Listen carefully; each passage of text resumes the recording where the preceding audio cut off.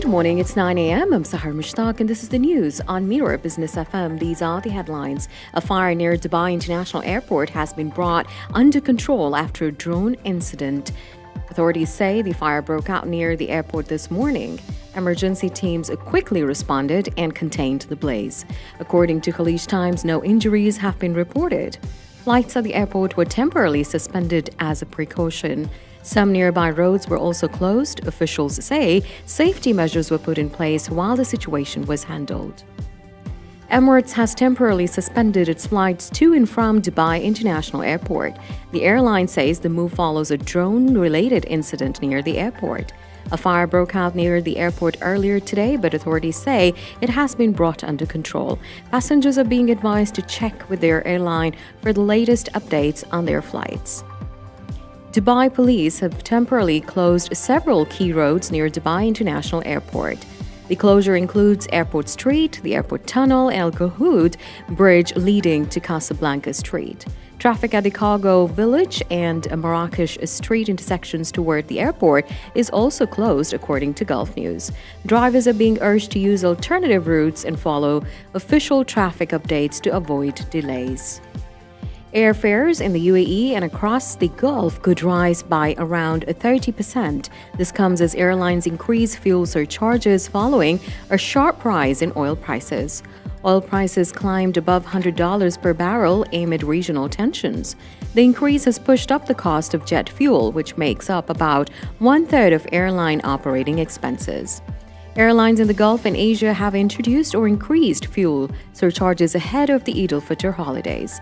Analysts say routes from Dubai to cities like London, New York, Mumbai, and Riyadh could see some of the biggest fare increases. That's the news for now. Follow more news on our X and Telegram. This is Mira Business FM.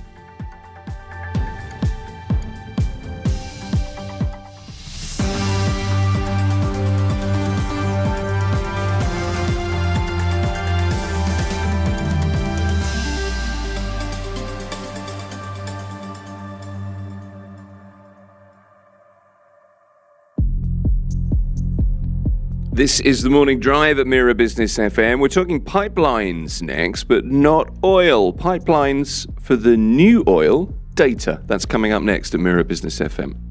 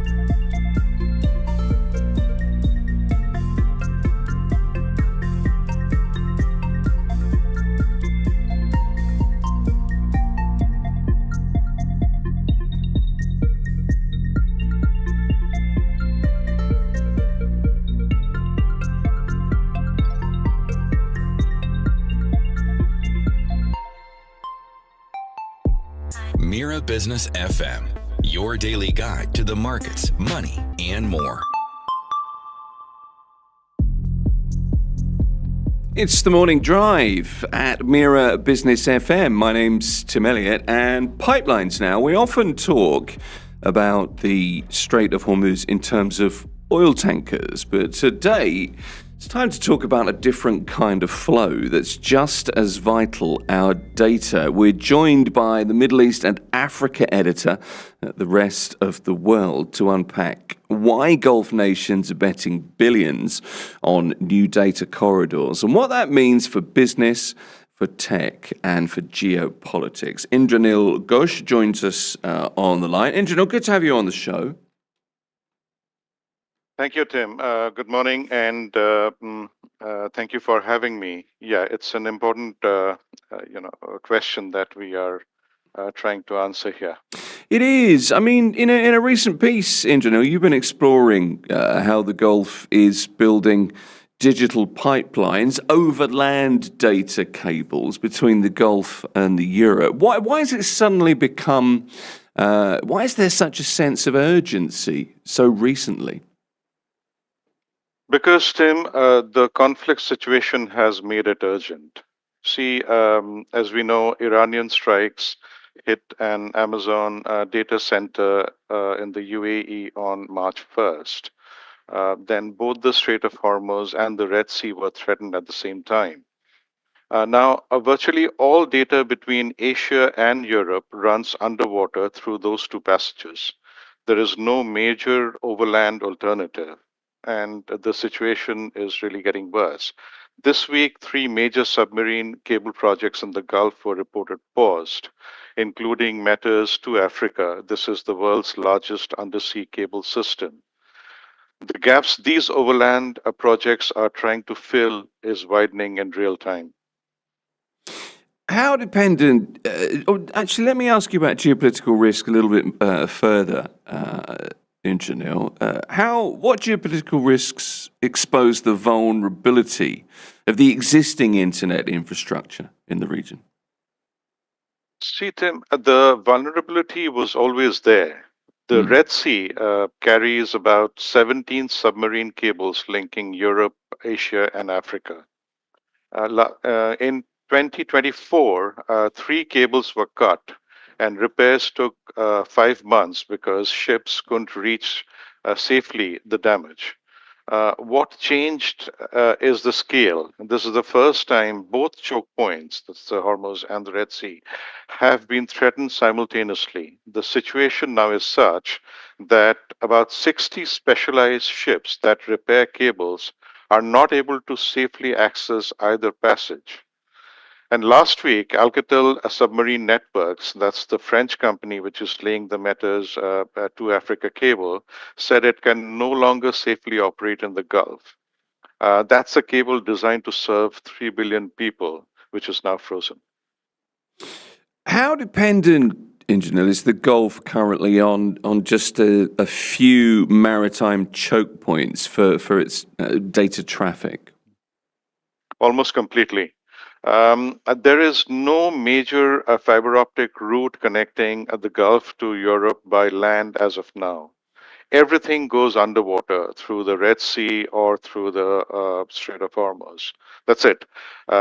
Gulf states recognized this problem for oil decades ago, and they built pipelines like the East-West pipeline and the Hafshan-Fujairah route. For data, that kind of planning simply never happened.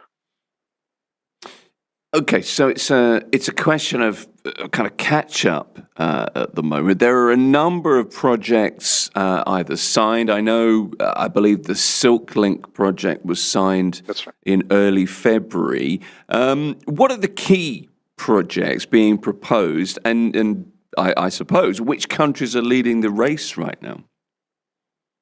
Well, as I mentioned in my report, Tim, there are now 6 projects. Right. And as you mentioned about the Silk Link, that's the most advanced. Right. Now, this is an 800 million Saudi-backed cable that is running through Syria to the Med Sea. Qatar's Ooredoo is building a second corridor through Iraq with 500 million committed to overland routes. Now, there's a third project called WorldLink, and this is backed by a UAE Iraqi consortium, which will also go through Iraq to Turkey. Then there is Sonic. This is a Saudi Omani link, a corridor from Oman through Saudi Arabia to Egypt, and a project called Horizon running through East Africa. So that makes it six, all announced within months of each other.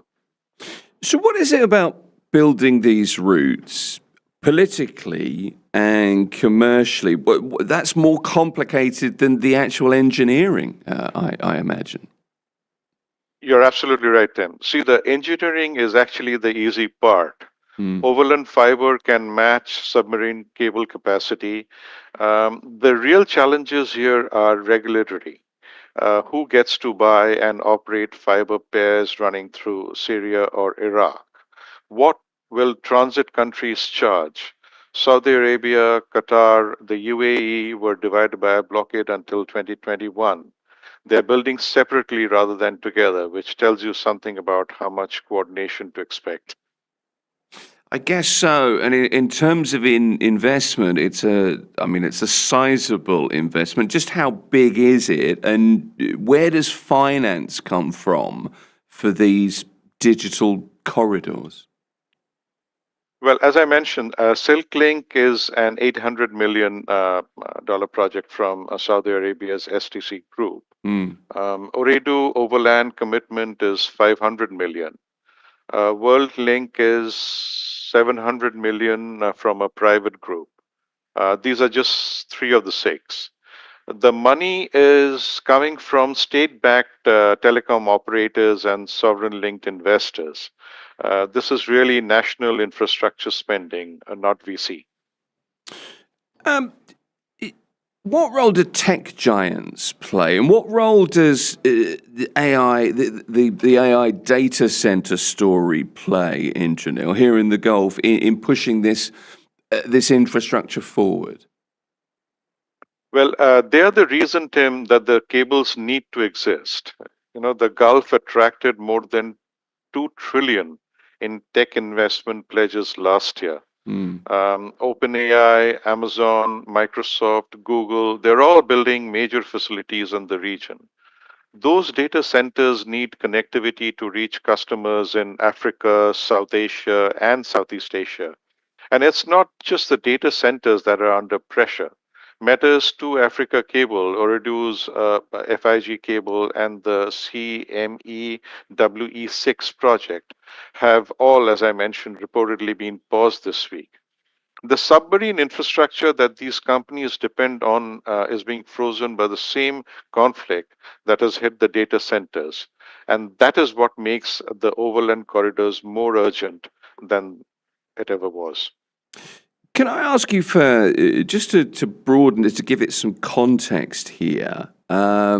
Just to what extent do these shoots, or can they potentially reshape, the Middle East's role in global internet traffic and digital trade as well?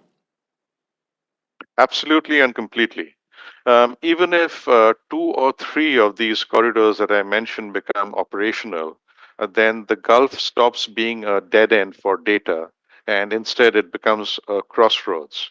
Right now, data flows around the region. These projects, if they happen, would make it flow through the region, and that would change the Gulf's leverage in the global digital economy considerably, as you can imagine. Do you just let me backtrack slightly there? Remind me, just run through again if you would. I'm trying to build up a picture here of the situation, the context of the situation. Which countries stand to gain the most if these new routes indeed are successful? It's a very interesting question, Tim. Turkey. Turkey would be the Right. silent winner. Okay. All 3 front runner corridors converge on Turkey as the gateway to Europe, and Turkey didn't build any of them or finance them. Istanbul's internet exchanges could become the switching point for Gulf to Europe data. DECIX, which is the world's largest internet exchange operator, just expanded its partnership in Bulgaria to handle the next hop after Istanbul. Beyond that, you have Iraq, which is positioning itself as a major transit country through multiple projects, which is actually remarkable given its recent history.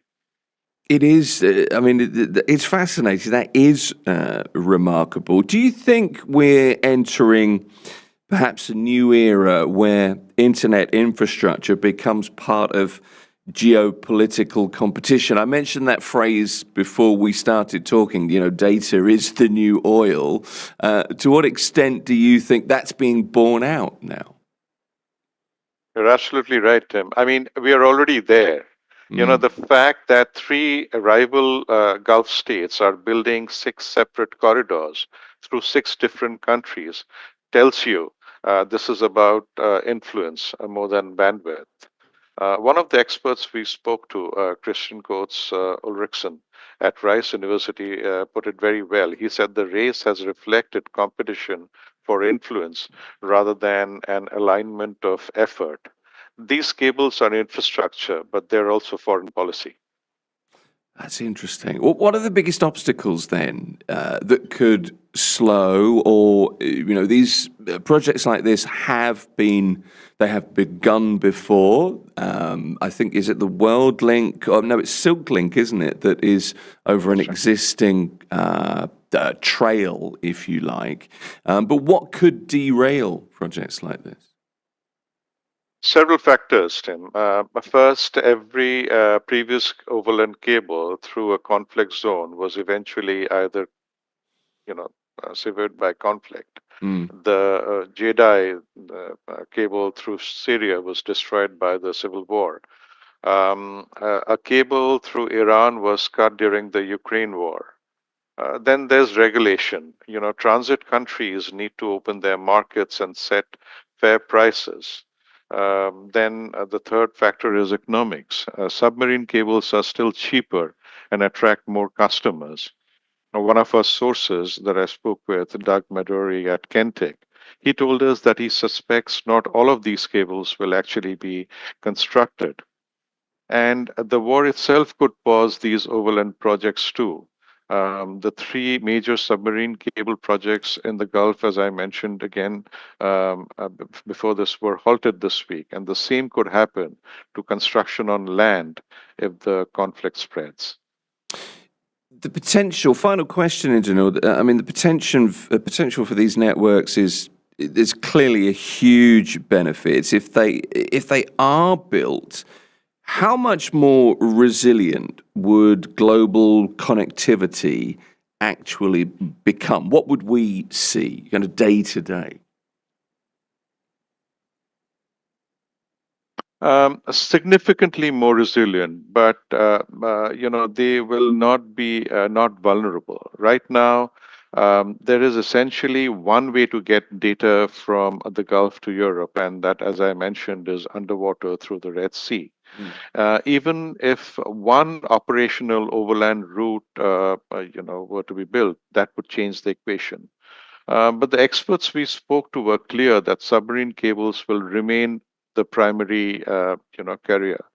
The terrestrial cables would offer resilience, but they would not really be replacement. They are the backup that just doesn't exist now.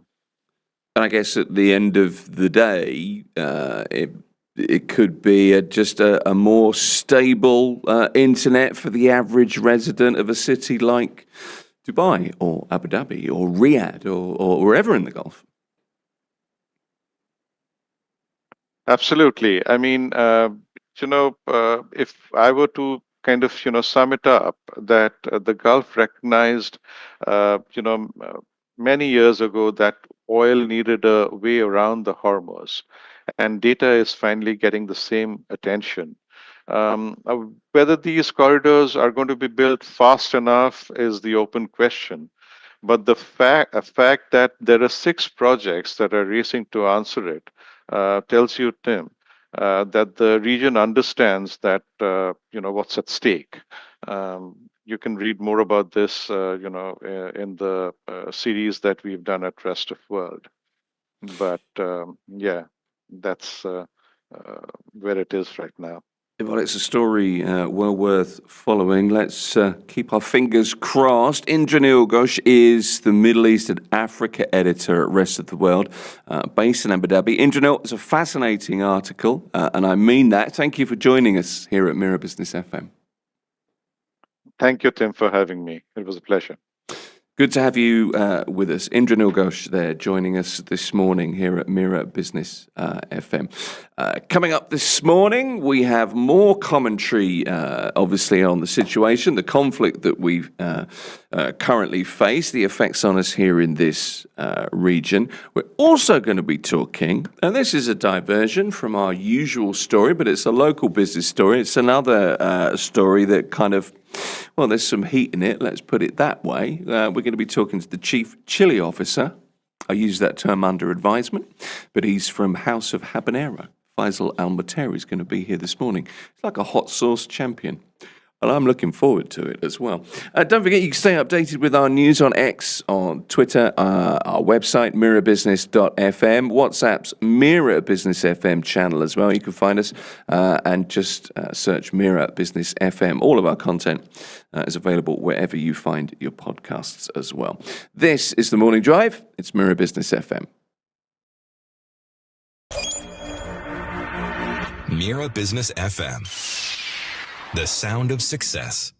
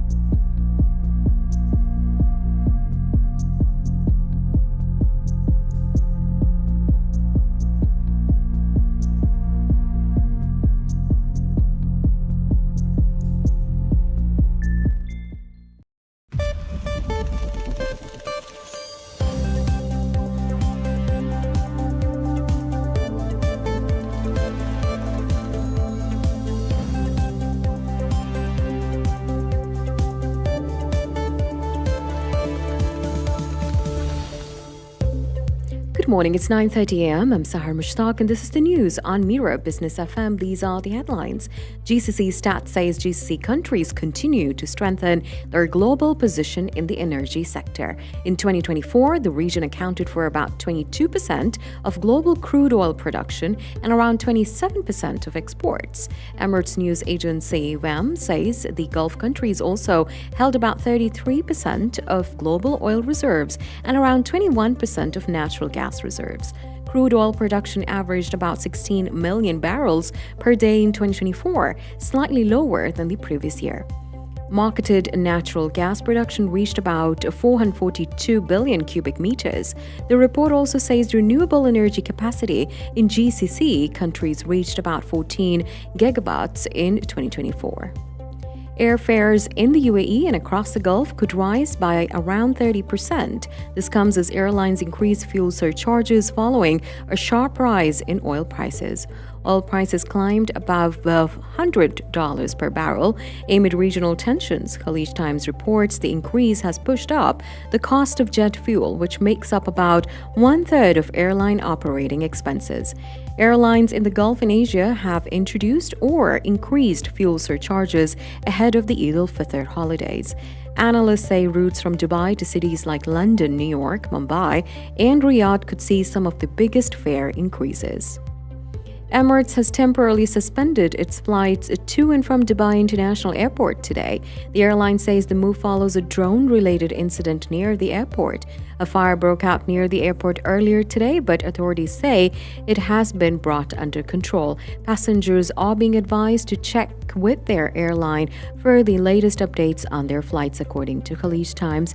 And now, quick market and currency update. Bitcoin today is trading at $71,473, and for those tracking remittances, 1 dirham equals about 25.17 Indian rupees, 76.10 Pakistani rupees, 33.46 Bangladeshi taka, 16.31 Philippine peso, 14.35 Egyptian pound. Meanwhile, 1 British pound is equal to 4.86 dirhams today. That's the news for now. Follow more news on our WhatsApp and Telegram. This is Mira Business FM.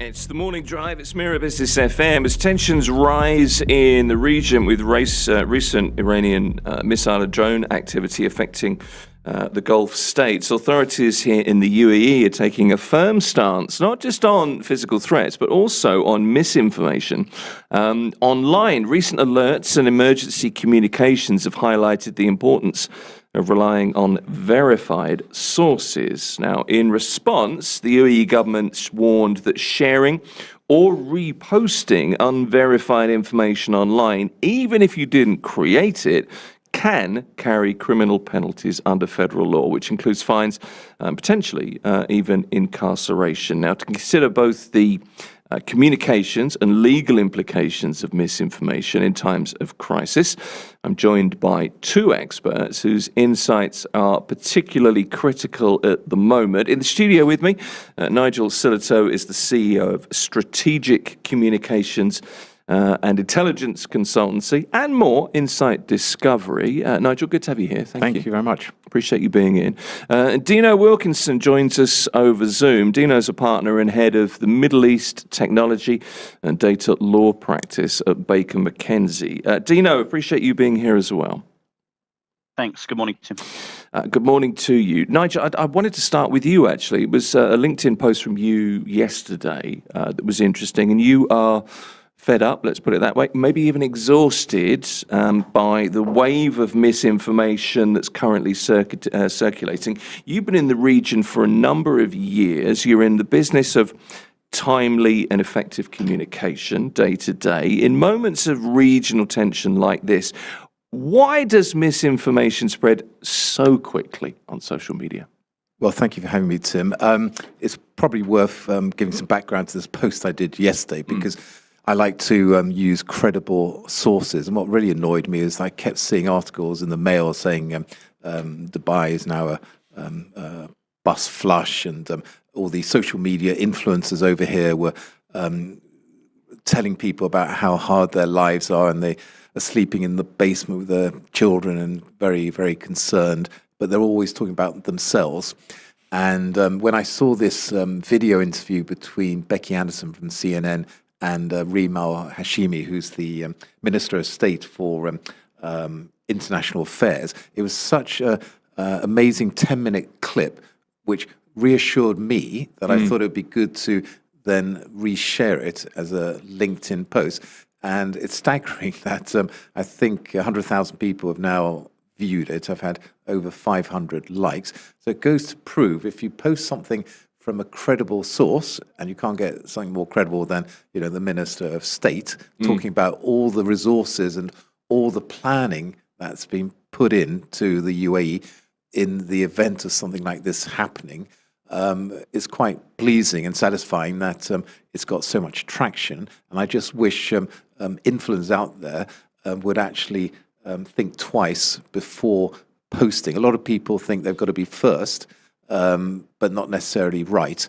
And that is why I decided to post this on LinkedIn yesterday. Well, I mean, this is the change in the age in which we live, though, isn't it? It is more about being first rather than checking sources. And it's, you know, do you take that step back and consider, or do you just jump in? And unfortunately, jumping in seems to be the way of things. Yeah, I always say to people, look, if you can't verify it, don't amplify it. So, you know, do our annual survey about who's got the worst reputation in the UAE. It's normally recruitment companies, credit card issuers, financial advisors, state agents. But last year in September, it was influencers. So there is a tide turning, and maybe people are starting to think whether they should actually rely on advice for influencers.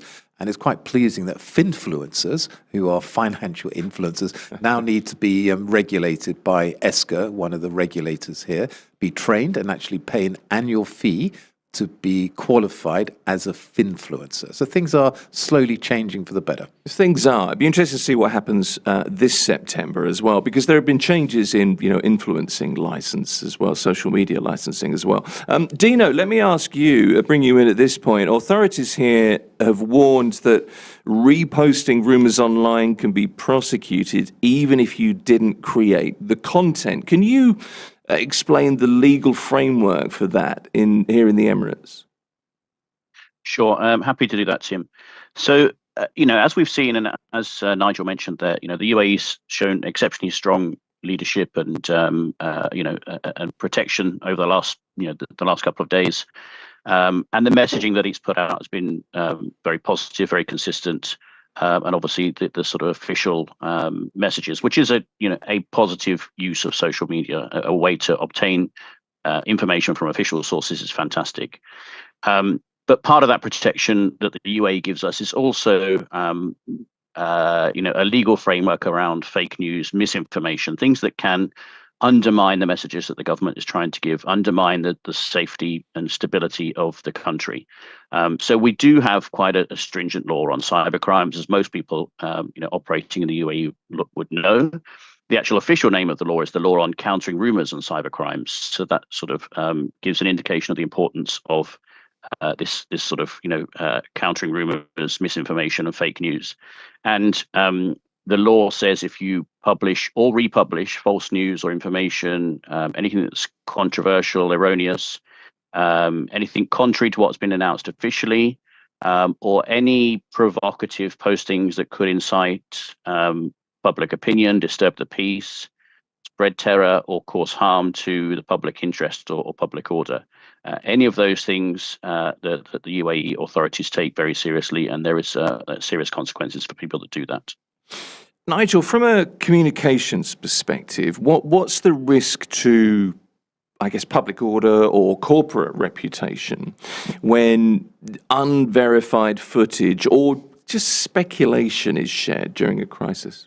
Yeah, if your company name is associated with that, it can be very damaging, which is why we would always recommend a company has internal policies for their spokespeople, who should obviously be media trained, and also for other staff who aren't necessarily front-facing spokespeople, but might be posting on social media platforms. I don't think it's worth necessarily reviewing every post from every member of staff, but there should be some internal guidelines giving people tips on how to manage their social media accounts, even if they're not referring to the company.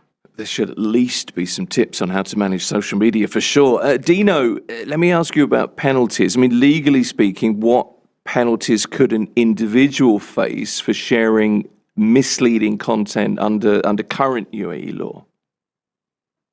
So these are pretty stringent offences, and the sanctions are high for doing this, which reflects once again the importance that the UAE place on sort of stamping out this sort of fake news and misinformation. So you could, in normal circumstances, face imprisonment for at least a year and a fine of at least 100,000 dirhams, which is pretty hefty. But the cybercrimes law also says if any of these acts do actually cause incitement or provocation of public opinion, or if they're committed during things like a crisis or an emergency or disaster period, then that penalty is doubled. So you've got at least 2 years imprisonment and a fine of not less than 200,000. So some really important things to worry about. But my message is, for normal users, normal users of social media and sensible users shouldn't be concerned about those kind of stringent fines against them. But I think they do need to be careful about, what they're posting, reposting. In corporate settings, Dino, what are the legal boundaries for monitoring the social media activity of an employee, particularly given that we're at this, kind of tense period just now?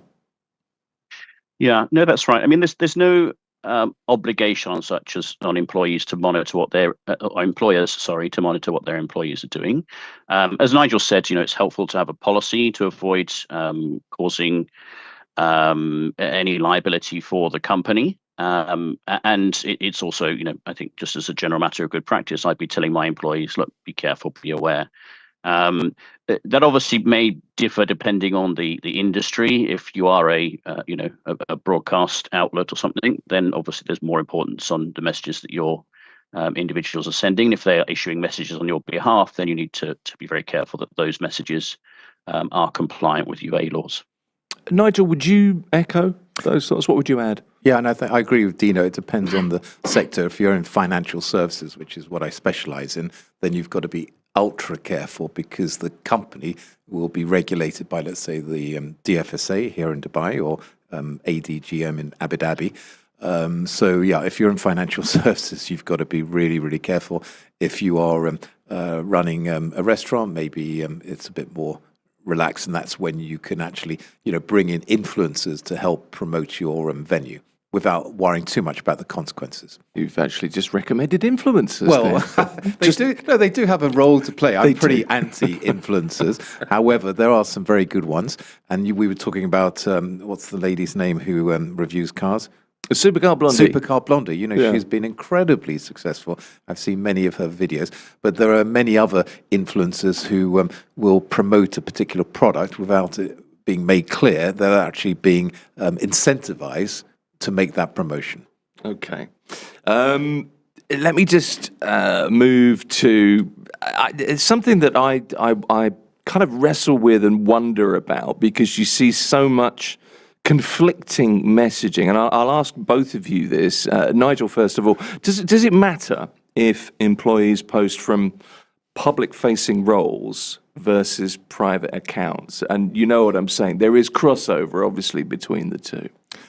If they are, well, hopefully the only people who are making public statements on a company account are approved spokespeople in comms roles, let's say, or the CEO, and they've been given the proper training. If they are an employee, they should be nowhere near a corporate account, such as LinkedIn or Instagram. And if they're posting on their own personal account, then I think they should be given quite a lot of freedom, but they need to be made aware of the company policies for external comms. This is the key, isn't it, Dino? That there is an element of responsibility, I guess, that needs to be taken into account. Social media, it often seems to be such a, it's a quick post, it's a throwaway thing, but it shouldn't be thought of in that way. No, I think you're right, Tim, and I think there are, a certain number of variables in this. If you're a high-profile individual, known to be from a particular company or associated with a particular organization, then I think it's, you have a bit more responsibility. What you post, you need to be clear if you're doing it in a personal context or a business context, and the employer should be keeping an eye on that too. So I think, it kind of depends on the individual. But as Nigel said, certainly if somebody is posting from, let's say, the official account, a LinkedIn account or an X account of an organization, then those should be subject to sort of extra checks, and particularly during, sensitive times as we have now. From a privacy and employment law perspective, where do companies need to be cautious if they implement social media monitoring policies? And what can a company do if they see an employee sharing unverified social media posts? I think if the employee is doing that as part of their role, if their role is to, they're the social media manager or marketing manager of an organization, and that they should be following, and it should be very important that that person in that role follows a particular procedure to verify information that goes out, because it could put the employer at risk of liability. I think it's sensible, again, as Nigel said, to have these social media policies. Some of the challenges come with things like bring your own device policies, where companies allow individuals to use their own devices, and we do see a bit of a blurring between what is personal, what is business. Is my LinkedIn account mine? So do I have any responsibility to my organization?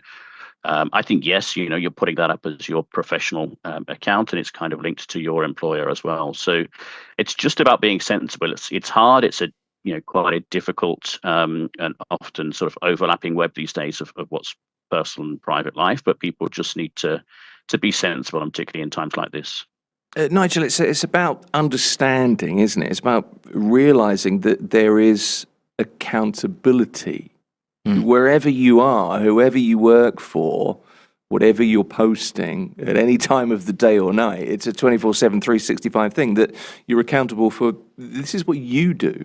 Yeah, and it can be job threatening if you don't do it correctly. So hence you need to really think long and hard about whether this post is even worth sharing. And if you're an influencer and you look at your comments and they keep being negative, then maybe you should consider easing up. Yeah, but I think a lot of influencers don't pay enough attention to the feedback they're generating. Because it comes back to an old broadcasting adage, doesn't it? That a friend of mine always had the attitude that he works in radio in Scotland at the moment, and his thing is, sometimes I just drop a bomb and back off, and it will just be, that's the radio equivalent of clickbait, and that's a tactic as much as anything else. But for most of us, how many times have you gone to tweet something or written a post and then thought, no, I better not say that, and deleted it and not done it? Or I will edit it. Or at least Which at least with it. most of these social media platforms, you can easily edit, like the LinkedIn one I did You've yesterday. usually got I've 15 edited minutes it several to times. change. Yeah, okay. Dino, let me ask you this. What liabilities could organisations face if misinformation originates from that within their own workforce and perhaps affects public perception?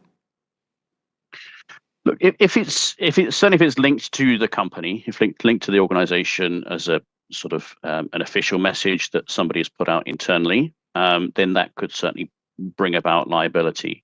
In the general case, if an individual, an employee puts out their own message, let's say they post something on Facebook, and makes comments or things that otherwise could trigger some of the cybercrimes law issues, and it's not linked to the organization, I think generally they shouldn't have any liability. But again, as I said before, there's kind of a lot of grey in this area, and I think it's authorities do have a bit of leeway in this to take things into account. We're talking here about misinformation that is serious. I don't mean to scare anybody by talking about the significant sanctions here. If you post something about a dog that's gone missing in Stranraer, and you're based in Dubai, you don't know that dog's actually missing or whatever, but that's the UAE authorities aren't going to come after you for that kind of fake news. But if you're reposting some of the images that I've seen online, which purport to be, this is Dubai, and there's a problem here, and often you can see, and we know as individuals and residents living in Dubai, that may not be Dubai at all. It may be old footage. I think passing on something like that without verifying it, passing it on anyway, what sort of purpose does it serve? You have to kind of think, and that's the kind of thing that could land you in a bit more trouble. Dina, let me ask you as well, how should companies balance the need for rapid communication? Because we're off the back of a weekend that certainly wasn't expected on Friday. It's been something of a unusual. Let's use that word. How do you balance the need to communicate swiftly, efficiently, rapidly with legal and reputational caution at a time like this? I think organizations in the UAE could take a real lead from a lot of the official agencies. I think that the work of people like the Ministry of Interior, Abu Dhabi and Dubai Police, those official posts that they've put out, they've been calm, they've been measured, they've been supportive, and I think that in any sort of crisis, for me, that's the kind of approach you take, as you said just before. Not this kind of rapid fire reaction. Think about what you're posting. What sort of impact could it have? If it's useful information, then by all means share that. But for organizations, it's about, you want to be, I think, calming your employees, your staff, sending out a message of certainty, and just sensible things like that will keep you well within the law. Nigel, it's about that kind of keep calm mentality, isn't it? It's about thinking before you, the think before you leap mentality. And maybe try and keep emotion out of it. And if I'm doing a post and it's a bit controversial, I might share it with 3 friends for their feedback before adding it to X or LinkedIn. Yeah, and I always kind of think, somebody had said to me years ago, look, if you are going to post something, I'm no avid poster, I have to say, but the advice was, if you're posting something about somebody or something, if it's about somebody, would you say it to their face? And that kind of sat with me, kind of resonated, because, I would bite back about things and get as upset as anybody, but would I actually say it to somebody if I was sat in front of them? I think that's kind of good advice. Good point. Yeah, very good point. Yeah. Let me just finish off, Dino. A question for both of you, I guess. For everyday social media users, Dino, first of all, what's the safest guideline before you share or you comment on content that might seem urgent or might seem alarming, or, that you would kind of question the sensational aspects of? Yeah, I think you need to be very careful with that. As we said before, the cybercrimes law, it specifically talks about circulation or recirculation, publication or republication of messages. So if you are republishing something that is urgent or that is alarming and potentially false, then you are also committing offence. I think so the key message is, don't fuel the fire, don't push it on, don't even respond to it. For me, you shouldn't be responding and saying this is not true. I think report it. Most of the social media platforms have reporting functions. If there's something you know to be false, something you feel is alarming, then do that, or just otherwise just ignore it. You should only be trusting official sites and sources, and keep an eye on the announcements. I mean, there've already been in the last couple of days announcements from Abu Dhabi Police, Dubai Police, the Ministry of Interior, warning about scams now, people purporting to issue official messages. I've seen a post that sort of was on this very subject of misinformation, and it said, it looked like a sort of official UAE government message. It clearly wasn't, and I had alarm bells ringing for me, not least because they quoted an article of the penal code that was incorrect. But I, as a lawyer, would know that. Other people reading that might not. And part of that message said, look, we as UAE government, we always monitor all of your communications. Now, that is kind of spreading fear itself, and that's the kind of message that's unhelpful. So I think, seeing these things, and if they're not from official sources, I think be very wary and report them if you can. So we would kind of encourage a healthy skepticism, I suppose. Nigel, I'm guessing you'd echo all of those. Yeah, thoughts. Definitely. And also, there's no harm in using something like ChatGPT. Once you have a draft, to ask ChatGPT to maybe sanitize it and make sure it's politically correct or it's conforming to local regulations. So I often use ChatGPT, but only to double check some of the facts. Okay. Final thoughts. Dino, first of all, just, let's conclude the discussion today. Anything that I haven't asked that I should have asked, or anything you'd like to add? No, I think we've covered things. I mean, I think, as I said, early on in this discussion, social media can be helpful as a way of letting people know what's happening. And, if you've got information that you want to share with people that, Spinneys is open or this road is closed, I think, by all means, pass that on. But, where it becomes unhelpful in times like this is people passing on rumor, unverified information, because all it does is spread worry. For those of us who have family, friends, children in living in this and living through this difficult time, we're only adding to their stress if we're the ones sort of fueling that. So I think, now more than ever, be sensible what you post, and be cautious of what you read. Those would be my messages. And understand that there is a line. And as you've noted, Nigel, in your post yesterday, in times like these, responsible reporting matters. Correct. That's why I think it's always important to take your news from credible sources, newspapers, news wires like Bloomberg, Reuters, top tier the ones media. We know. The ones we know and respect. Yeah. Dina Wilkinson is a partner, head of the Middle East Technology and Data Law Practice at Baker McKenzie. Didn't see you today, Dino, but appreciate listening to you. Thank you for joining us. Thanks, Tim. Nigel Silito is the CEO of Insight Discovery. Thanks for being here. And when we're talking influencers and or scammers and unpopular people at work, we'll be talking to you before September. Thank you very much. Thanks for joining us. Thanks, Tim. Thank you. Appreciate you coming in. This is Mira Business FM.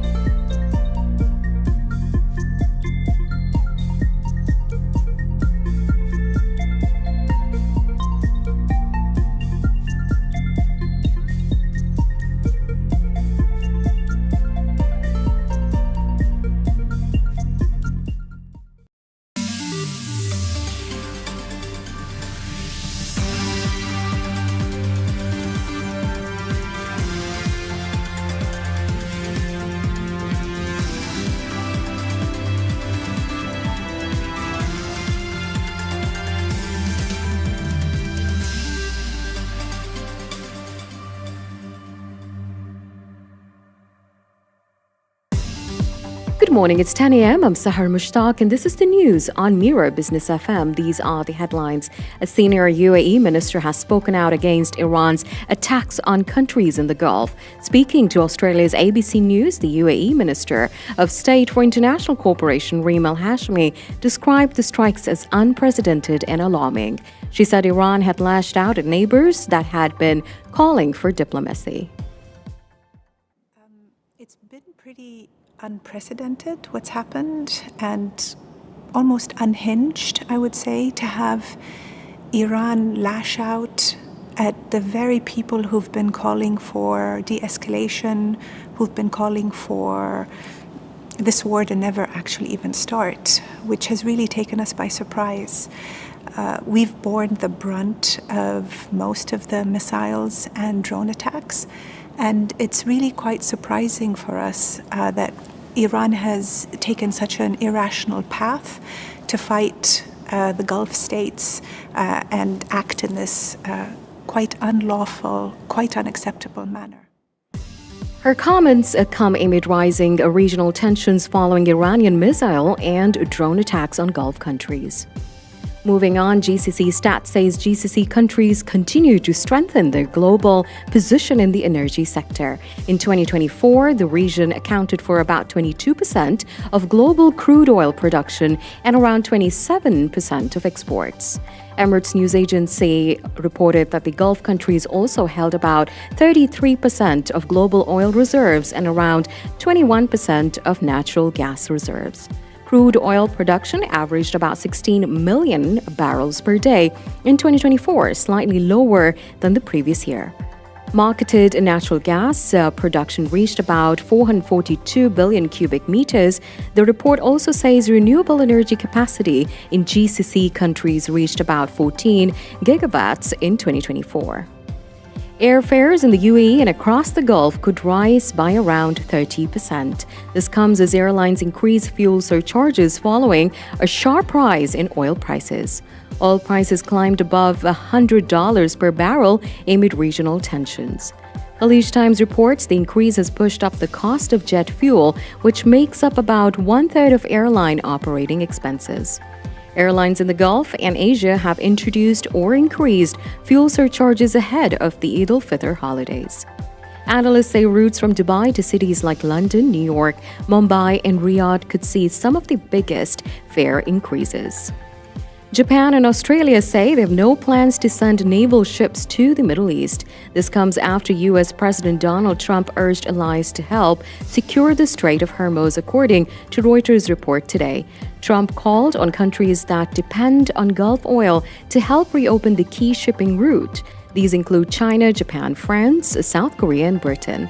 Officials in Japan and Australia say no naval deployment is planned for now. They also say no formal request has been made. This is the news for now. Follow more news on our website, mirabusiness.fm.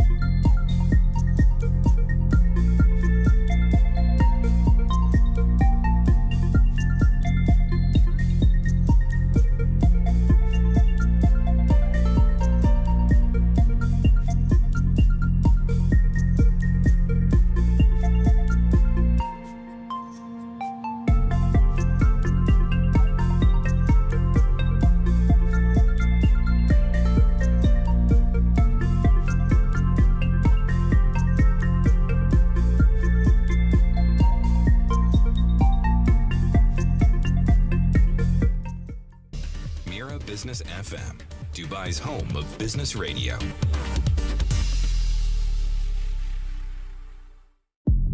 It's the morning drive. Regional development starting to influence how people are moving around Dubai. School runs are paused for the moment. Obviously, spring break was brought forward. Some camps, spring break camps, are still running, of course, and airport journeys potentially increasing as families adjust plans. One company seeing these shifts up close is the chauffeur service Ride Skipper. Lauren Hamilton is the general manager. Joins us now to talk about how demand's changing, how the company is supporting clients in what is a pretty unusual time. Lauren, good to meet you. Correct. Thanks for having me. You're very welcome. Look, I wanted to start actually, before we get into the nuts and bolts of I know it's been a weird 2 weeks for you. Let's just leave that part at the moment. But just the concept for Ride Skipper. So basically, it's kind of a by the hour chauffeur service. Really. We have lots of different packages, so everything is flat rated. So it's either by the hour or by the journey. Right. And the idea is essentially that we drive you in your own car. The difference between us and other providers is that we take all of the drivers on as full-time, fixed salaried employees. Okay. They're on our visa, they're on our medical, so they're our guys. So whether they're driving clients or not, they're paid a fixed income.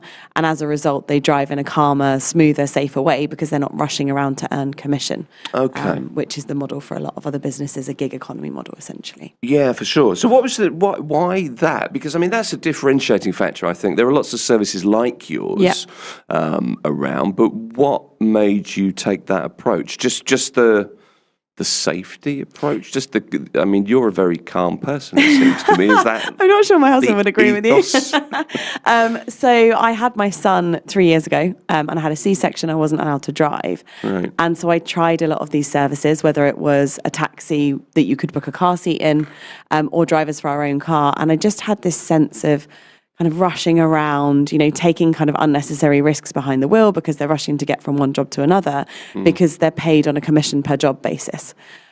So we thought, well, if we flip the model on its head and provide kind of stability and security, in theory, by default, they would drive in a safer, calmer way. And so far, so good. We've kind of proven that's the case. Well, you can see how that might work, I suppose. So what's the criteria for your drivers? Are they called skippers? Yes. Okay, what's the criteria for a skipper? Because you've got like an excellence kind of academy way of doing it, haven't you? Exactly. So there's a very specific person, I guess, in mind. Yes, absolutely. Right. So the three things that we always look for is a good level of English. Obviously, poor communication can add stress to a journey. Yeah. Where am I picking you up from? Where am I dropping you off, etc. So they have to be able to speak a good level of English. They need to be very hygienic, well-groomed, well-presented, because that, again, was something that we noticed with the kind of market research that we did wasn't always the case. And thirdly, but most importantly, is the safety. So when we test them, we go through a very rigorous process. So we do 4 driving tests with each driver. We have a 10-point kind of checklist, including things like, do they indicate when they change lane? Are they too close to the car in front? And those things are non-negotiable. So if at any point during those tests they don't do those things, they simply don't get the job.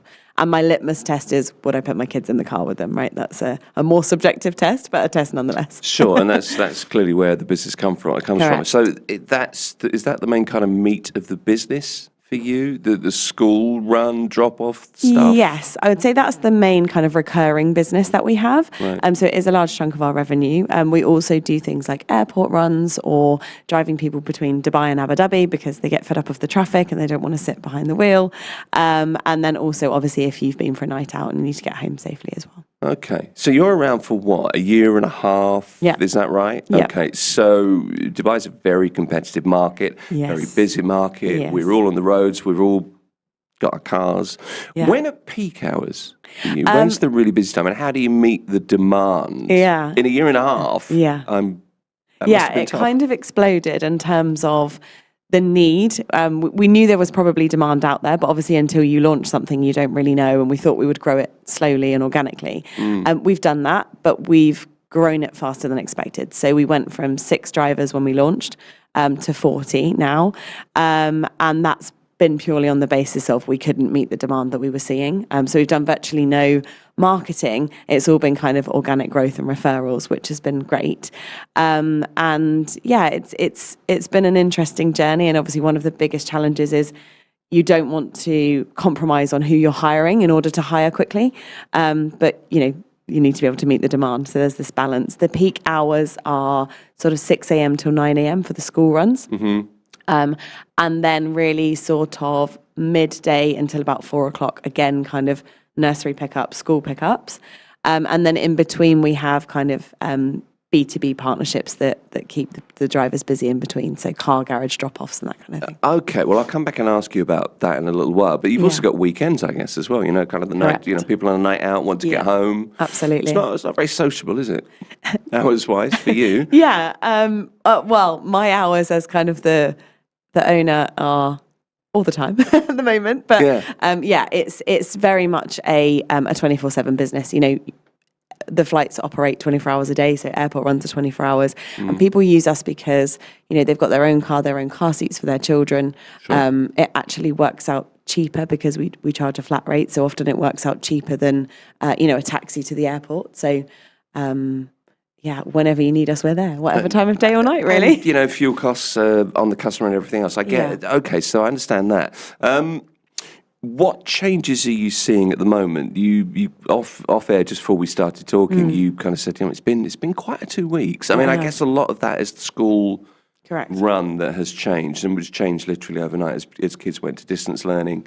We've now got the spring break. Is that the biggest change you've seen? Yeah, absolutely. And when the news broke, it was kind of the unknown. I've never, thankfully, I've never lived through something like this before. So, it was how do we make sure our drivers are safe, and how do we support our very loyal community of customers in any way we can through a difficult time. So the first thing that we agreed was we're not going to do any surge pricing, whether that is a border run to Oman. We saw a lot of that business in the first few days, or whether that's airport drops or somebody just needing a safe, friendly face to get them around the city. We absolutely do not want to profiteer from the crisis. So for us, it was about keeping our pricing steady. I have seen that other businesses have kind of increased in certain industries. That's up to them, but it's not something that we're planning to do at Ride Skipper. And then it was just about, okay, how do we adjust our shift timing for the new requirements? Making sure that the drivers are still well rested and that the shifts aren't too long, but that we have full coverage at the times that are needed. The timings that people need us have changed somewhat as well. Okay, so school runs are paused at the moment. Spring break camps are running, different camps to keep kids occupied, of course. What kind of effect has that had on your bookings? What have you seen?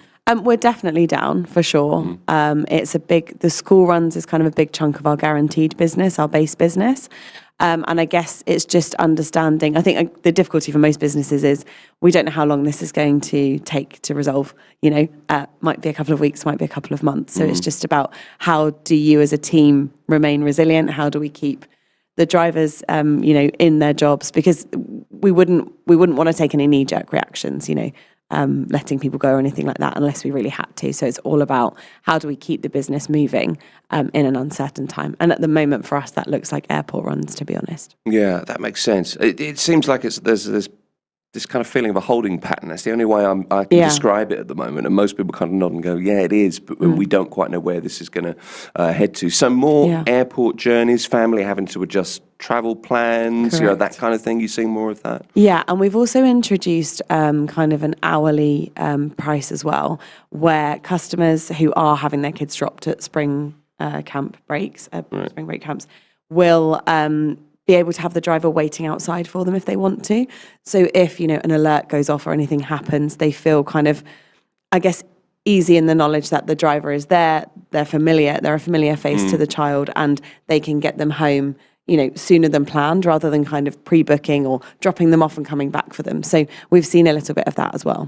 I suppose that's part of the business as well, isn't it? And I hadn't really thought about this a great deal, but if you have a regular morning drop-off, the kids get to know the driver. There's a comfort in that as well, I suppose. Absolutely. Yeah, and families who perhaps don't have a nanny or who have older children are really comfortable with that. They wouldn't necessarily put their child in a taxi unsupervised, but they feel kind of comfortable because the same guy's showing up at their door day in, day out, and they get to know him and the kids get to know him as well. And they know that you vetted the person. Correct, And exactly. There's an element of trust there.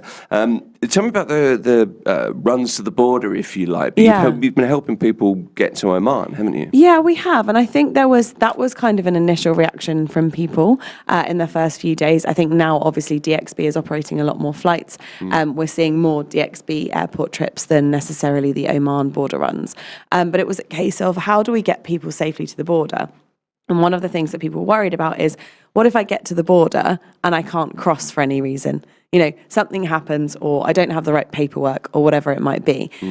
So what they would do, or what they have been doing, is booking us to drive them in their car to the border. We wait for them at the UAE side of the border. They cross in a cab and they continue on to the airport or staycation or whatever they're doing.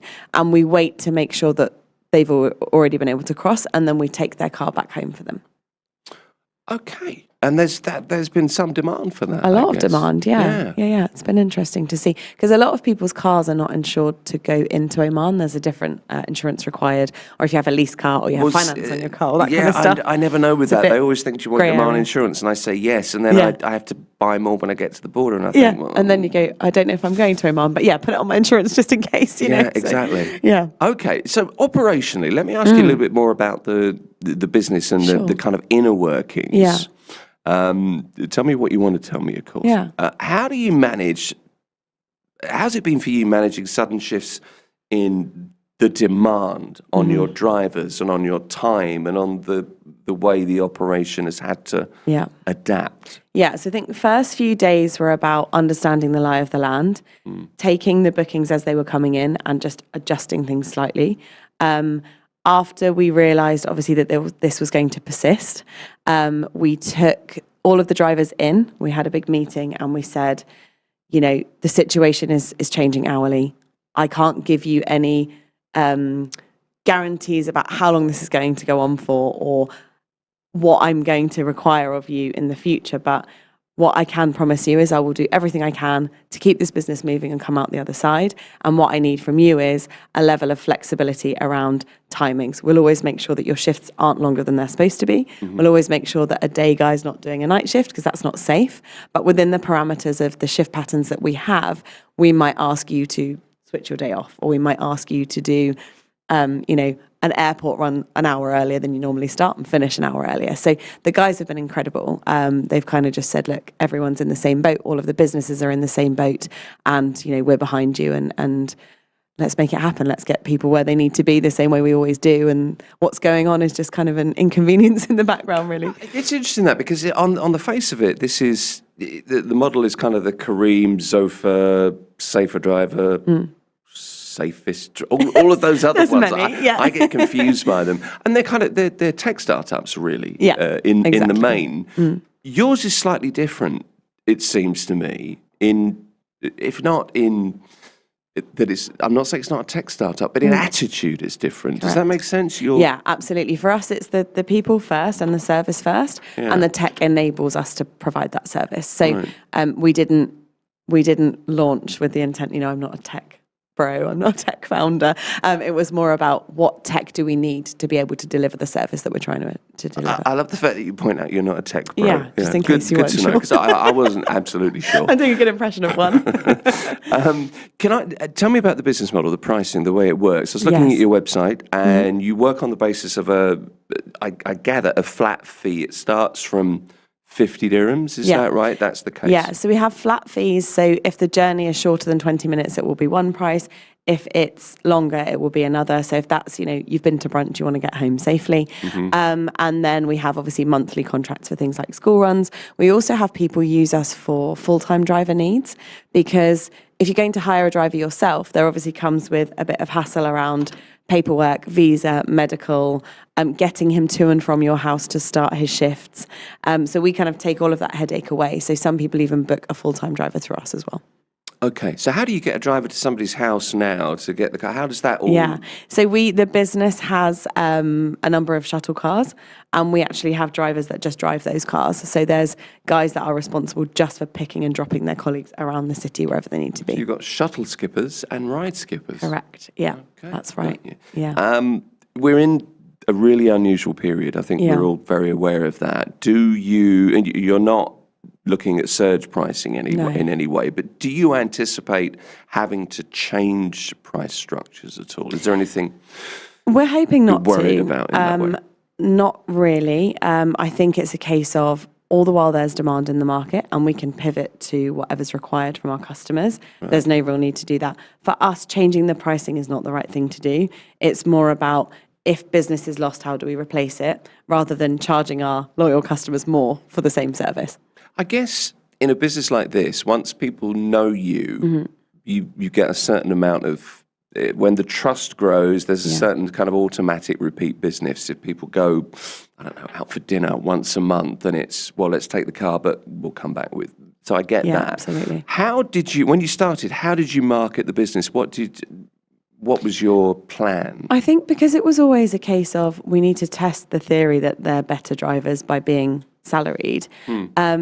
I actually started by posting in some of the mums communities in Dubai and saying that I've experienced something that I wasn't comfortable with.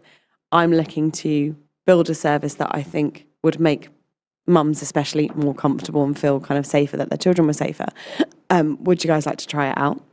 And we started offering kind of free rides within some of the communities, like British Mums Dubai, for example, were very supportive. And then it was a case of they used us and they wanted to use us again. And okay, how are we going to price it? And it kind of grew organically from there. So, it has been very much word of mouth and referral. And that obviously led you to believe that there is a business here. This is something that could work. Yeah, absolutely. When we looked at setting it up, we said, okay, we need to give ourselves a specific time frame and a specific amount of money that we're prepared to invest in testing this theory. And, let's see where we are at the end of that time frame and at the end of that investment. So. Okay. One thing I was thinking about was insurance. I mean, I've been driving here for a good number of years, and as far as I see it, if you have a valid UAE driving license and the car is insured, you can drive it. Is that how the insurance works? Correct. Yeah. The only exception is if you have third-party cover, then it wouldn't cover your car. So we always make sure that the client has fully comprehensive cover. And then if it's a lease car, sometimes the driver needs to be named. It depends entirely on your lease company. So some lease companies will say, I'm leasing a car to you. As long as you've given that person permission to drive it, you're good. Others will say, no, I've leased specifically to John Smith, and John Smith is the only guy to drive it. In that instance, we can actually add the driver. So when it comes to things like school runs where it's a regular driver, we just add him to your lease. It's a small admin fee that they charge, and then he's good to go. Okay, so pretty straightforward. Yeah. Is there any additional liability insurance for chauffeurs?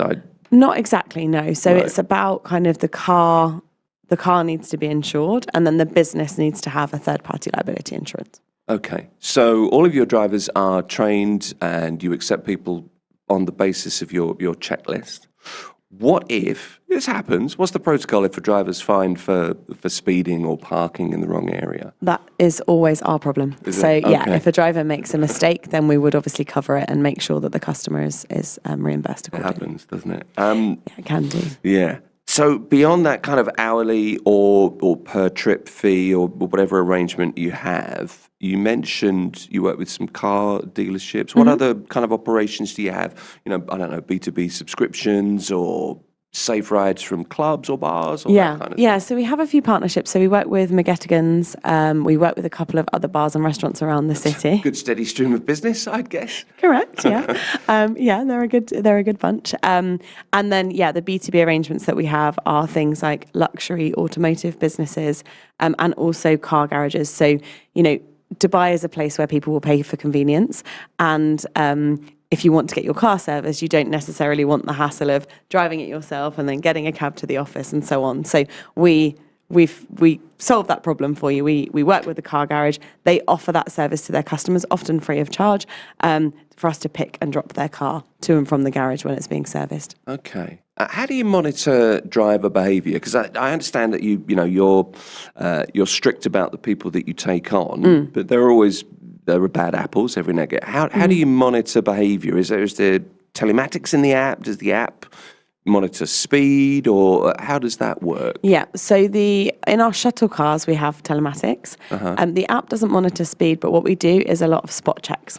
So we have a couple of members of the leadership team that will be kind of in and around the areas that the drivers are to make sure that they're doing what they should be. Really? We do tests with them once a month. So a member of the leadership team will be in the car with them during the month, and again checking on those 10 points to make sure that we don't see them becoming complacent or slipping standards, basically. Gotcha. And how are you thinking of scaling? I feel like I'm firing loads of questions. No, I love it. But there's just Continue. loads in here that I'm interested to work out how this functions. Yeah. Are you considering, and how would you scale a business like this to, I don't know, other cities, maybe Doha, maybe Riyadh? I'm not sure. Yeah, absolutely. So I think the initial plan is to scale the number of drivers to be able to continue to meet demand. Right. And if we do that steadily and gradually, then we wouldn't require investment. If we were to go for a more aggressive scale, then we would be looking for investors to come in and support that growth. And certainly if we were to go into other markets, we would be looking for investment as well. Okay. It's fascinating. It is. I know so little about it. Final question for you, and it's how do you feel at the moment? We've had challenging moments in Dubai before, but you said it a few times, and I agree with you. It's really the unknown just now. It is, definitely. You're still a relatively new business.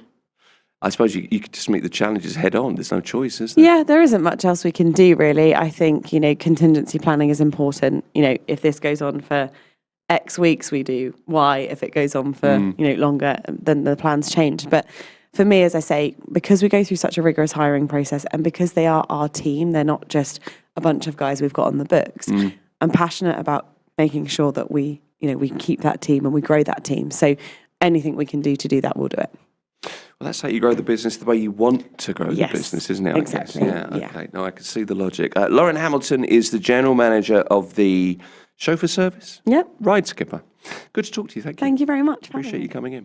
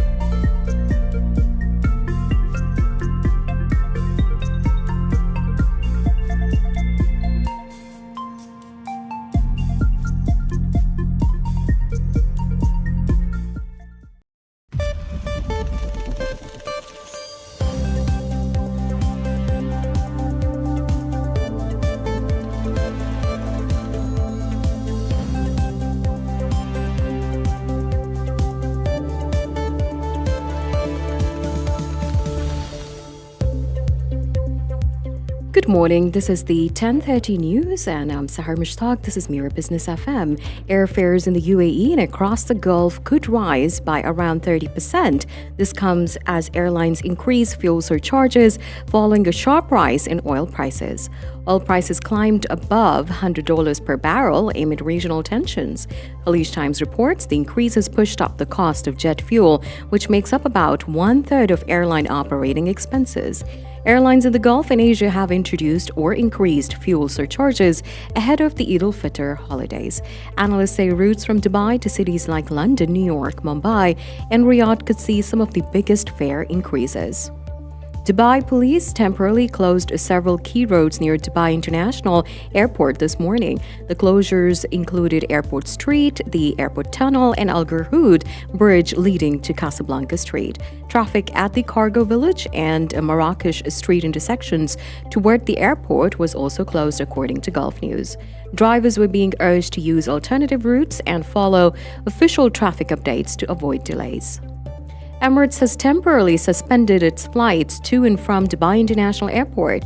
The airline says the move follows a drone-related incident near the airport. A fire broke out near the airport earlier this morning, but authorities say it has been brought under control. Passengers are being advised to check with their airlines for the latest updates on their flights, according to Khaleej Times.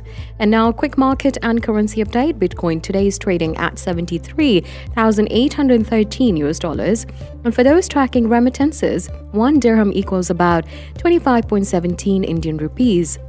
76.10 Pakistani rupees, 33.46 Bangladeshi taka, 16.31 Philippine peso, 14.35 Egyptian pound. Meanwhile, 1 British pound is equal to 4.86 dirhams today. That's the news for now. Follow more news on Telegram and WhatsApp. This is Mira Business FM.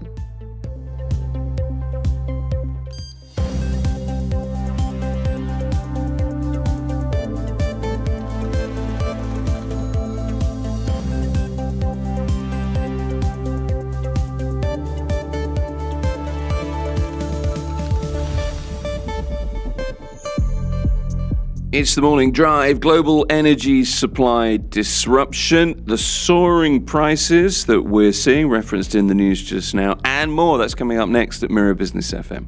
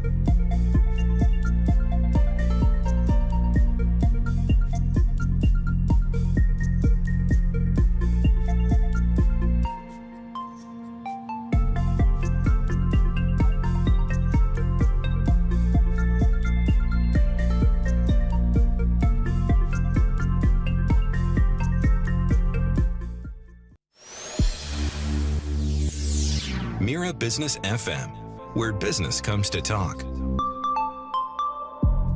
It's the morning drive. Banks are now raising their oil forecasts for 2026 as supply disruptions deepen. The market's grappling with what could be one of the biggest energy shocks in decades. Here with what it might mean for global markets, for Gulf producers and energy security is Matt Stanley. Matt is the head of market engagement for the EMEA and APAC at data and analytics provider Kepler. Matt, it's good to have you on the program.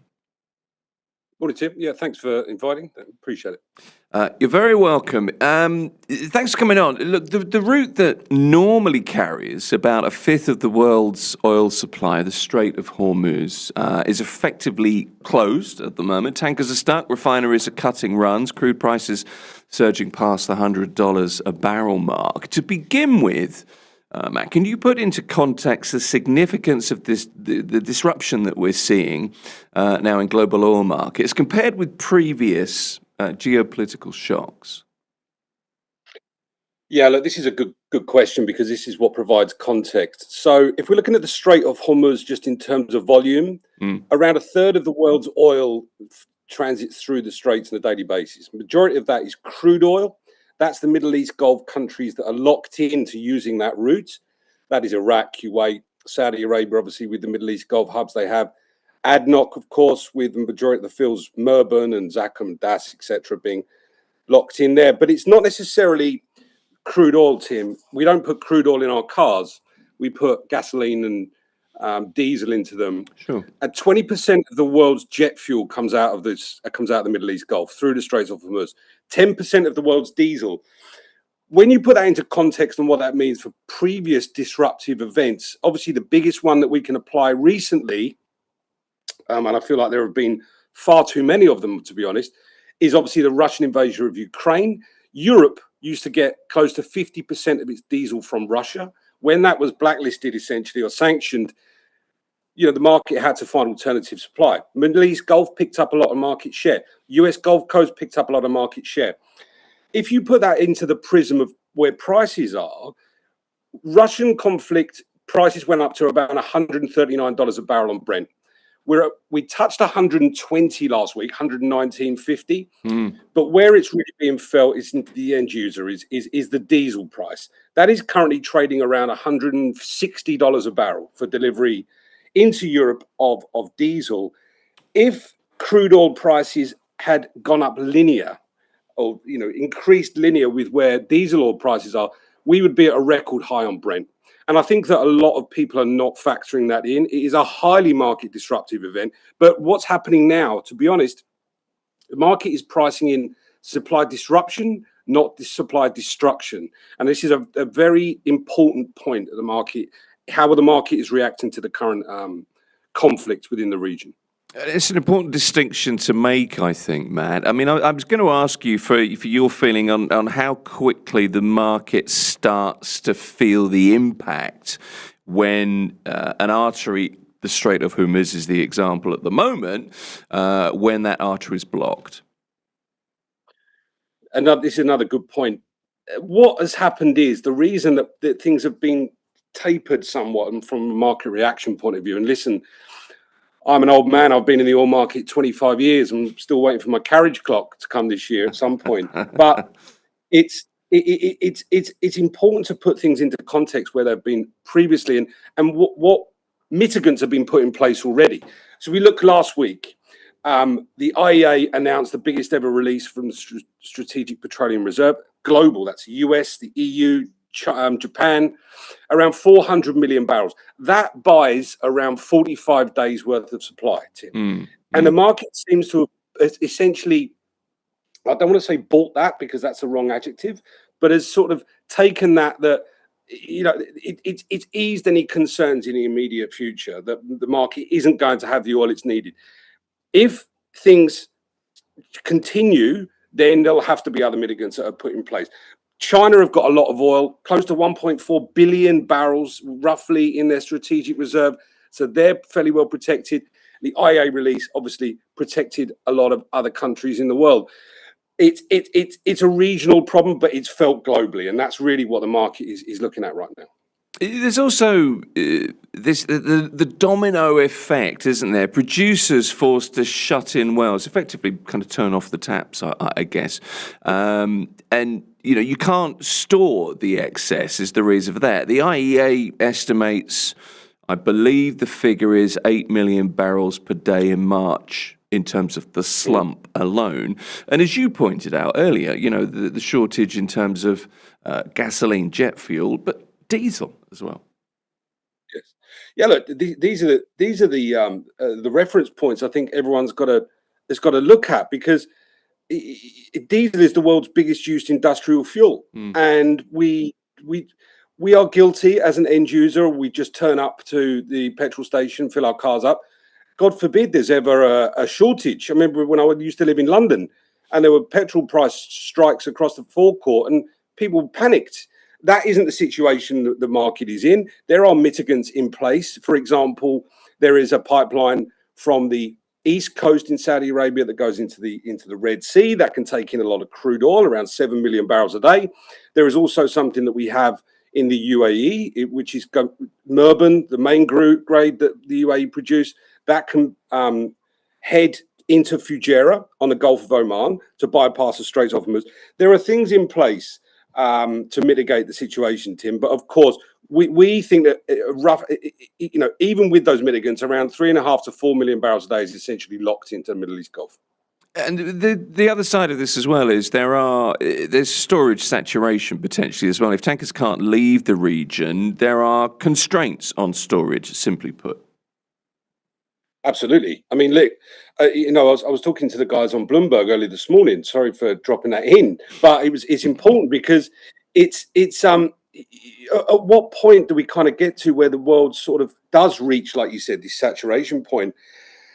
And it's a very important point, because simply right now, oil is, when we hit COVID, right? The only kind of bellwether I can look at this is the opposite side of what we have seen in oil markets. During COVID, I remember falling off my chair because oil was being given away because there simply wasn't enough places to put it. WTI went into a negative territory. That was demand destruction. Now we're on supply destruction. So it's the opposite way that we're looking at it. We're going to go from minus $20 a barrel for delivery in the US 6 years ago to maybe 150, who knows where, if these supply constraints keep on going. You're right. Eventually, supply has to be locked in. That is another issue in itself, because it's a lot more difficult to, not fill up a forecourt full of diesel or gasoline, as opposed to locking in a well that's been producing oil for 20, 30 years. So it's a unique situation we find ourselves in. It's remarkable how COVID's become that kind of reference point as well. So alternative routes exist to move crude oil out of the Gulf. How much volume can realistically bypass the Straits of Hormuz? Right. Okay, that's a good question, because what it says on the tin compared to what you can actually put in the tin is a different issue. 7 million barrels a day is the capacity, but when it gets to the port of Yanbu, which sits in the Red Sea in Saudi Arabia, how much can actually load? How much storage is available to take all that oil that's being pumped in from the east coast of Saudi to the west coast, and then can go on a ship without, logistically, operationally, before it becomes a problem?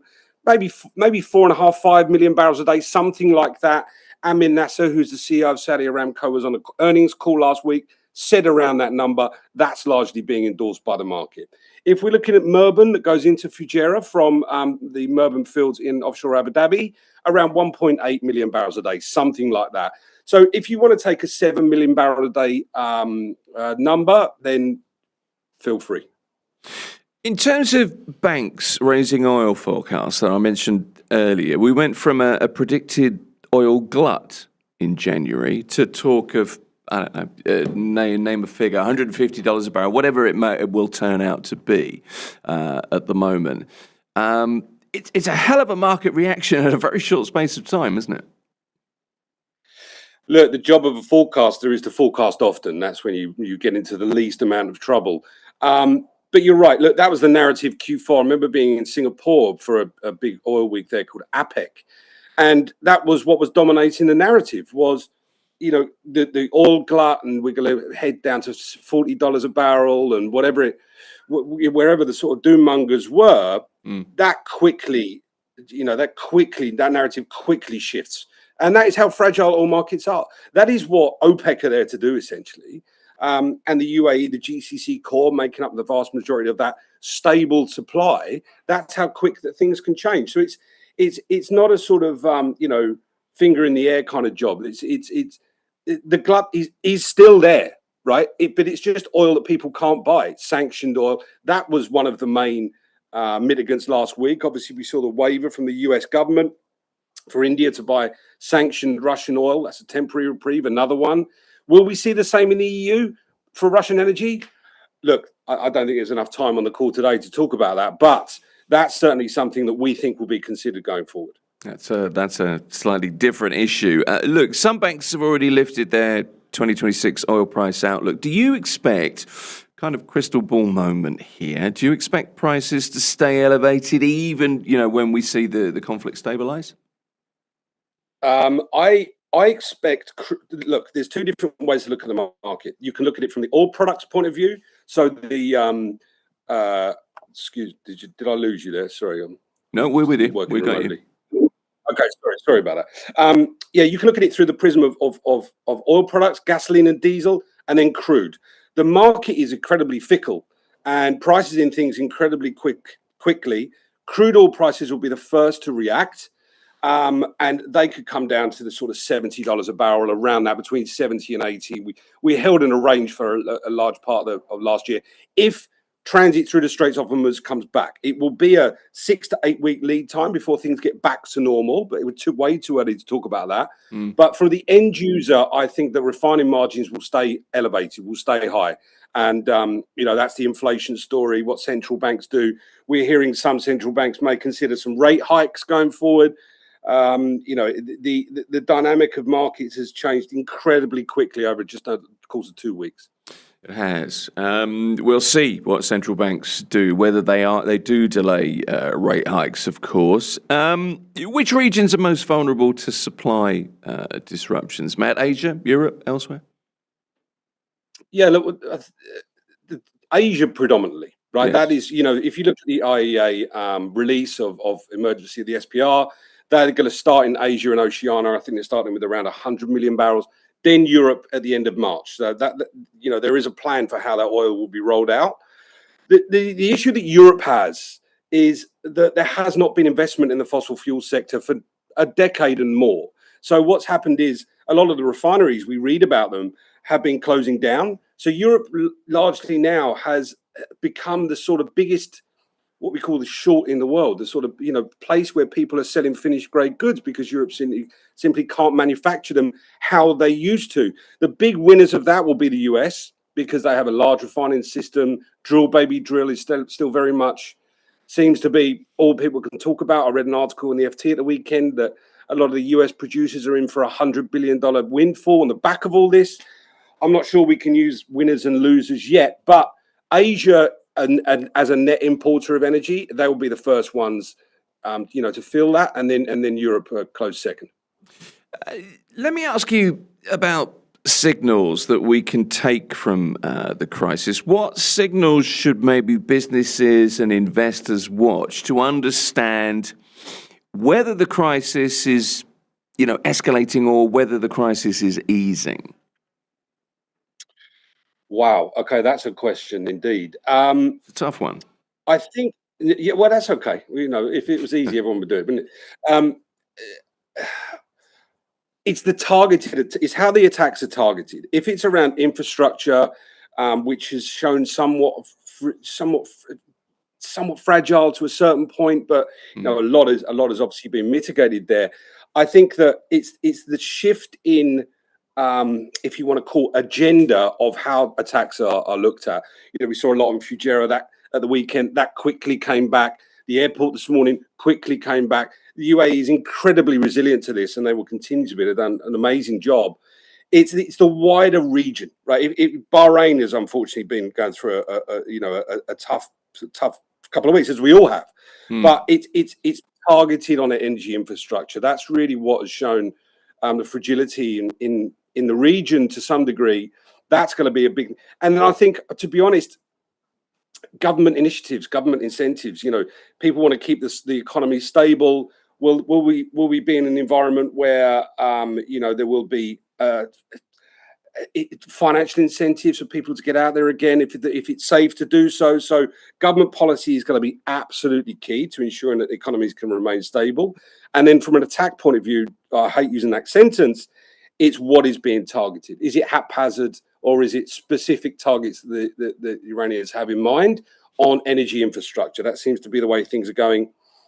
And then cohesion between the US and perhaps the UK or whoever the allies will be for a sort of overall agreement in how the Straits of Hormuz can reopen again. In terms of international impact, what about this 10-40 rule that we keep hearing about? You know, for every, it's an IMF thing, is it not? Where for every 10% increase in oil prices, you expect a 0.4% jump in kind of global headline inflation. That's kind of the idea. How does this hit, you know, the average household in Paris, in Mumbai, in London, in New York? You can name your own city there, you know. Well, I think you know, we've got a large presence in the US, and I think that's kind of probably the best case study to use. Right. Is, you know, we've got some friends who are in Houston, some colleagues, and petrol prices went up 20% last week. That's not conducive to a happy electorate, and I think that's going to be a story that's certainly going to raise its head. But like I said, we are down from the highs of last week. The issue themselves are very much still front and center, and we're in the third week of the conflict, but prices are down $20 a barrel on Brent. They are down on gas oil. They're down on gasoline. Diesel is gas oil. Retailers are very, very quick to adjust prices to the end user. We will certainly see that, whether that's a cup of coffee because dry cargo can't move as fluidly as it used to, or a barrel of gasoline to put in your car.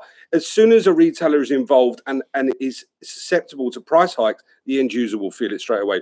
Regionally, it depends where you sit, and if the governments subsidise fuel prices. In the UAE, we see, and vast majority of the GCC core, we see governments, the ones who value what end user products should be at the petrol station. But Europe, it's a free, deregulated market, so that will be an immediate sort of price hike, if not already.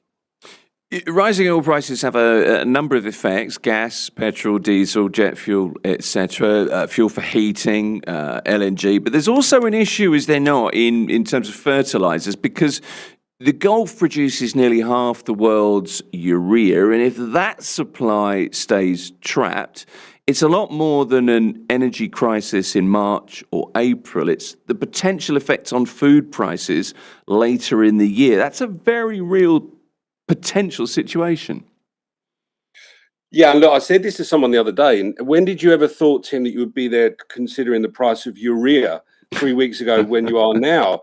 And it's also, I put something out on my commentary on Friday, was around the price of helium. Now, if you'd have asked me a month ago what the price of helium was, I would have said you needed to be sectioned, because it was never something that we considered was an end user problem. It's everything, Tim, everything that exists. I would say, however, that what the UAE have done which is incredibly important, which I don't think gets enough airtime, is Etihad Rail. Right, Etihad Rail is key. Yeah, you know, that is the main mitigant for dry cargo, for containers, for sugar, wheat, things that we need. Eid is coming up. That's the biggest sort of seasonal spike that we see in wheat prices with Eid al-Fitr. It's coming up at the end of the week. And Etihad Rail is able to absorb quite a lot of that. I don't know to what regard. I'm not an expert there, but I'd be really keen to hear from them. But you're right. We don't just manufacture crude oil and drive around in Rolls Royces that we produce from our refineries. It's the whole supply chain. Everything around sulfur, pet coke, everything is around fossil fuels really within the region, and no one is immune to the price rises against those products. Yeah, we're seeing stories this morning of how Etihad Rail has stepped in terms of transporting cargo around the UAE. Of course, you're quite right to bring that up, and it's had a major impact. Final thoughts, Matt. I mean, I'm interested in your thoughts on the potential for a reinvigorated push, if you like, for interest in renewables as a consequence of the situation we're in. I mean, solar, wind. In terms of the confidence in pricing and supply that renewables offer? Look, this is where I'm a bit of a dinosaur when it comes to this, Tim, is that for me, the most important policy when it comes to any government is energy security. And it doesn't matter if that comes in the form of coal or gas or diesel. If the population of any country that a government is ensuring has energy security, it doesn't matter how you get it. The unfortunate situation renewables has itself in is that it is expensive, and the infrastructure simply isn't there yet. If you look at, say, instead of ships using fuel oil and using LNG because it's better for the environment, it's just the infrastructure just simply isn't there. The investment isn't there. The price per ton of LNG to go on a ship is a lot more expensive than fuel oil. And it's the same whether it's renewables from wind power or solar, or the UAE again have done a great job in terms of the solar park, etc. And then we've got the new power station outside Jebel Ali that runs off gas. So it's very much dependent on policy of the country, energy security around the country. But it's I don't think Greta Thunberg and the renewable argument will surface anytime soon. So many questions, so many scenarios, so many variables. Matt, I think Mira's too new a company to have great stock of carriage clocks. That's kind of a 25-year thing, but I'll see what I can do. Really appreciate you coming on. Matt Stanley, Head of Market Engagement for EMEA and APAC at data and analytics provider Kepler. Appreciate it. Thank you. Thanks, Tim. This is Mira Business FM. This morning, coming up in not that long, actually, a few minutes' time, we're going to be talking to Faisal Al-Muttari, who is, and I quote, the Chief Chili Officer at House of Habanero. The story of a business launching at, some would argue, exactly the wrong time, very recently, just as we see tensions escalate across the region. But Faisal's going to be here soon.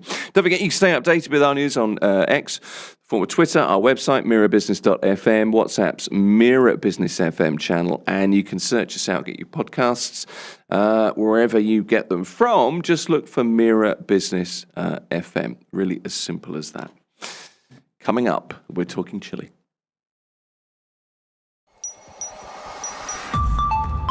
Mira Business FM, Dubai's home of business radio.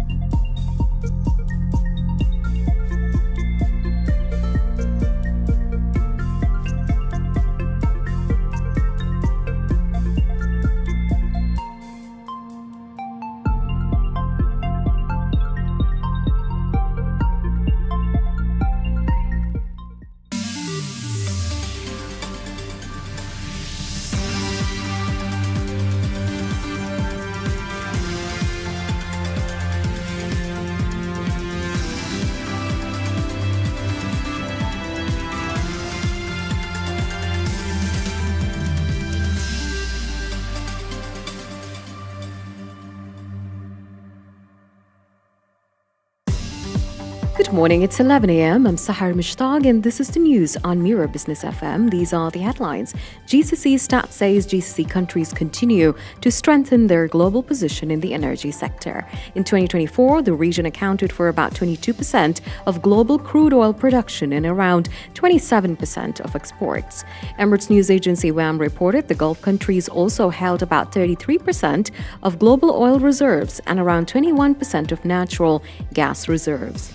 Crude oil production averaged about 16 million barrels per day in 2024, slightly lower than the previous year.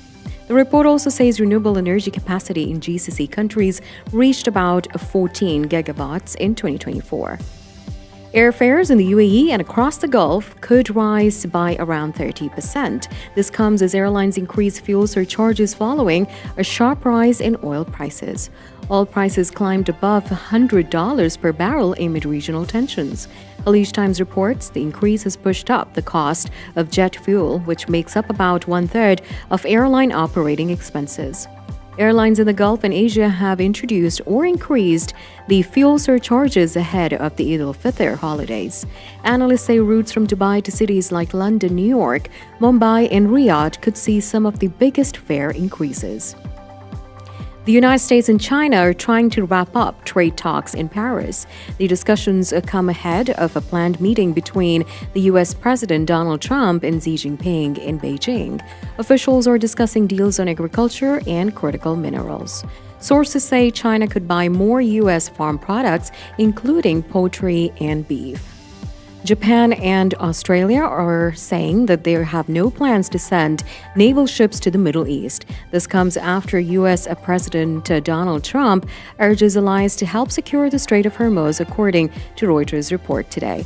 Trump called on countries that depend on Gulf oil to help reopen the key shipping route. These include China, Japan, France, South Korea, and Britain.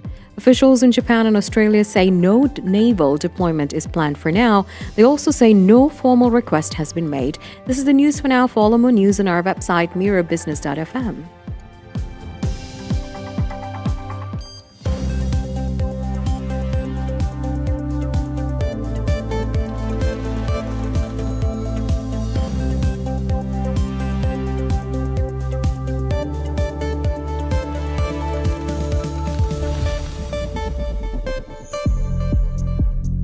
Timing, a hot opportunity. The UAE's spiciest startup opens during global uncertainty. That's the topic next here at Mira Business FM.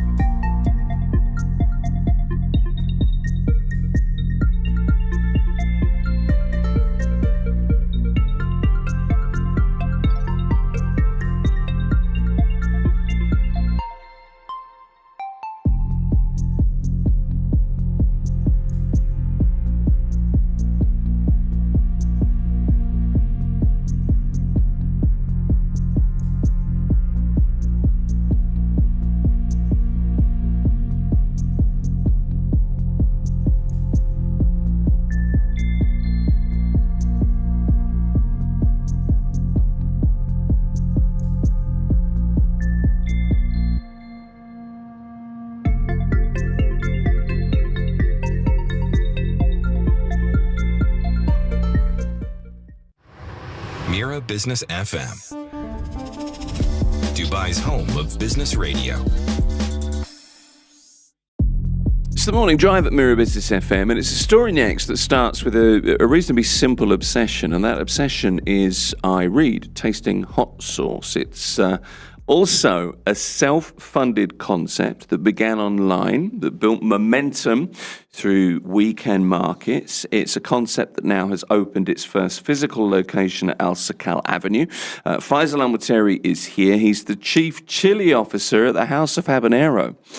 Faisal, it's a pleasure to have you in the studio. Thank you so much for having me, Tim. Appreciate it. Good of you to join us. You are, I have to say, my first Chief Chili Officer as well. And I'm kind of wary of those outlandish job titles. When somebody comes in and says, I'm a change catalyst, I always think, are you really? Yeah. That's kind of my first thought. But you took this as a kind of, you come from a corporate background, but you just wanted something that was kind of cocking a snoot, if you like. Like I tend to agree with you. I'm wary of those too, and I was wary about putting that kind of as my official title. But I do come from a corporate background, and I was the reasons why I got out of that were to follow something that I loved, and I wanted to really like decorporatize my life. So this was a way of kind of like decorporatizing.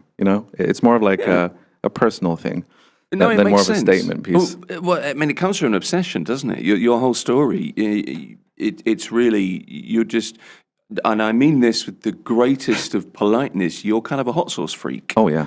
Yeah. Oh, yeah. Absolutely. Yeah. So where does that come from? Because to be able to do what you love is kind of the ultimate aim, I think, for most people. And I think if you can do what you love, or at least what you can like, you're on kind of the right path. That's a good thing. But to be able to do something like tasting hot sauce for as a living, niche as this sourcing, it is pretty niche. Yeah, I mean, look, it's a few things. Spice has been a part of my life. I've always loved it from a very young age. My mom even used to try to put Louisiana style on my what's it called, my dummy, to stop me from using the dummy. And really? I liked it so much that I would request it on my dummy. And this was at 1 or 2. Oh, so you're playing weird now. So I'm kind of one of those freaks in a weird way. But it became something that I got obsessed with when we were in the States. We were in New Orleans, and we walked into this place called Pepper Palace. And for the first time, I saw this bustling shop with, there must have been about 1,000 different products in there. Right. And I was just like, I have to do this one day. I have to do this. It just it shocked me to my core.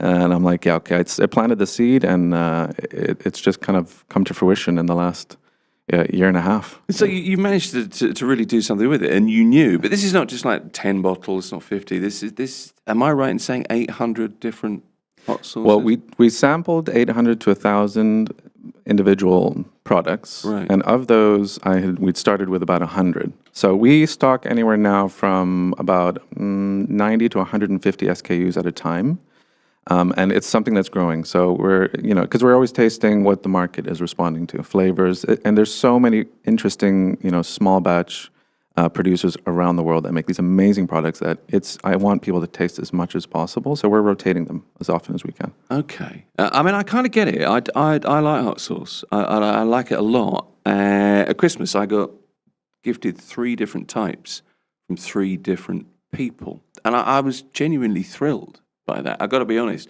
But they're also different. And I think I want to get into the business aspects of this, but getting to the heart of your kind of motivation is interesting, I think, because, there's a real thing these days of moving outside of your comfort zone, I think. The whole foodie kind of culture is so prevalent now. And chilies are far more than it's not just about heat, is it? No.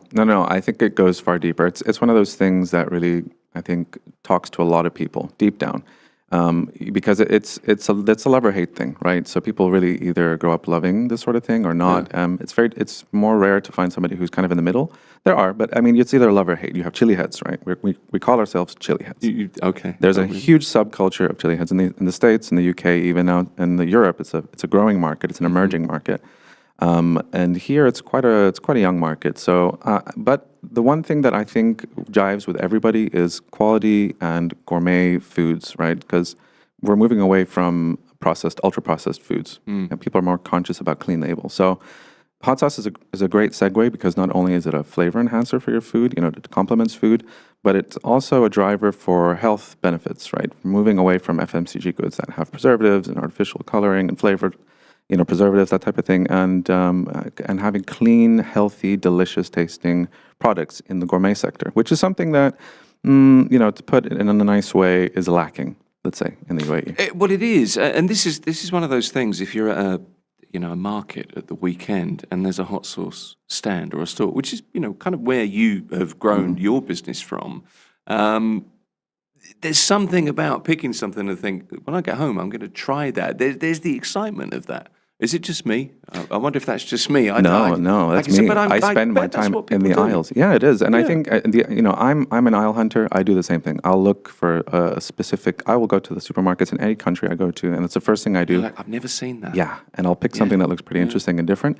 And then, the reason why we opened up the tasting room in Circle was twofold, kind of. It was one, because we were online for a year and a half, and I got a lot of comments saying, can I come and taste your products before I buy? Because the price points are a little bit on the medium high side. So people want to taste before they buy, and it was something that was holding the business back. Right, I could tell that it was holding the business back a lot. So when we started doing events and Ripe Market and all the different markets, we just had an overwhelming kind of feedback from people and sales went up.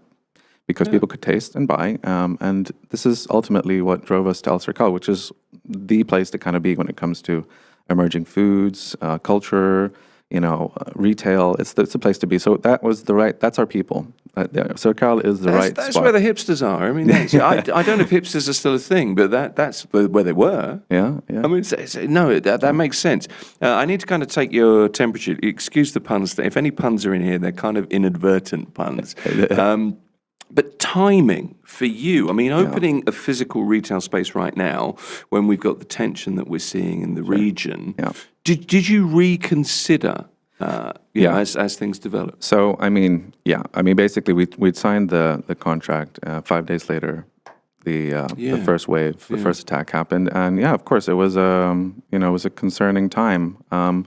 I think we ultimately went for it because it was such a good opportunity. It was one that we didn't want to miss out on. So it was a bit of a risk that we took, but I'm glad we took it because we've only been open a week. And I just think there's something recently about everyone is banding together to support local businesses. So I'm not sure, and it's been really positive the last week. It's been great. A lot of people coming in. A lot of people are buying sauce.